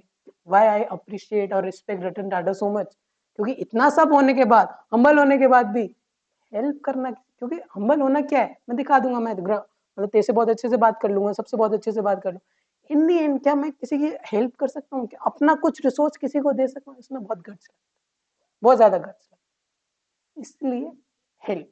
But I usually add one more point to this, that is last but always important.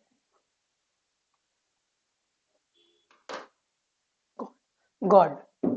As a human, we have taken birth to actually connect with God. जो मेरी importance यहाँ पे मेरी studies कहती है, to actually connect with God. These two last two steps, help and God, keep helping people and be connected with God. ये पिछले 7 steps में ऑलरेडी कंबाइन होके चलते हैं। अगर ये चीज आप नहीं कर रहे तो आप पहले 7 स्टेप्स कंप्लीट ही नहीं कर पाओगे, मुझे लगता है पहले 7 स्टेप्स में ही आप हार जाओगे। You need to be close to God, very close to God, and always thank Him for whatever He has given. Never challenge God. Always help people.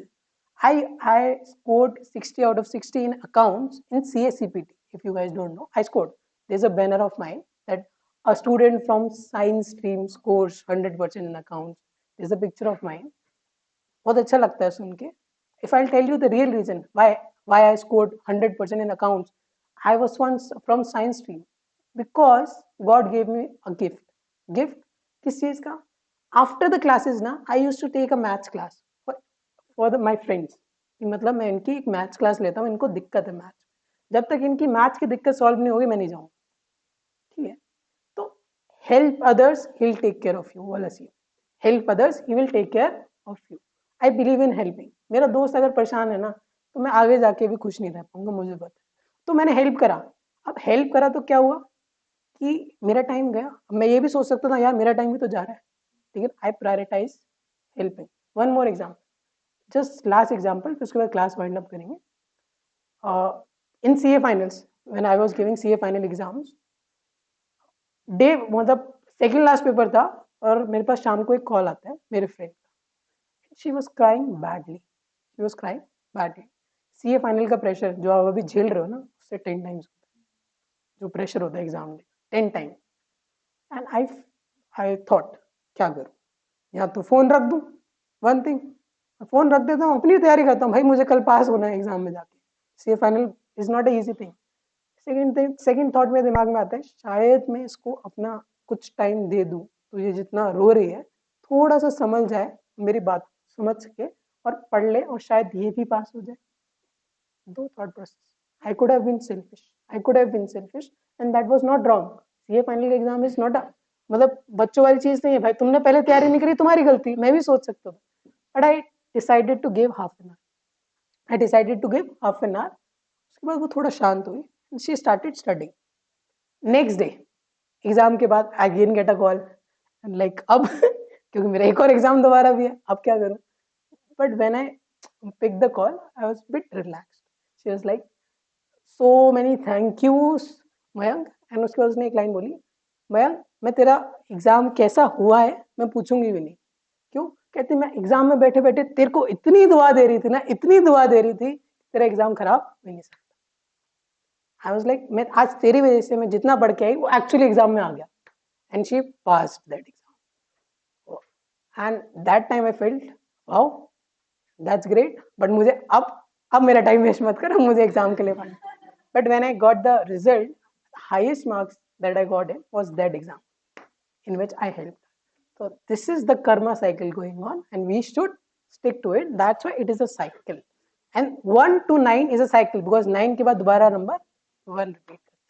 This is a cycle. मैं astrology पढ़ता हूँ और numerology भी करता हूँ तो इसलिए मैं आपको इतना ज़्यादा रिलेट करवा पा रहा हूँ. ठीक है, अच्छा लगा कॉन्सेप्ट?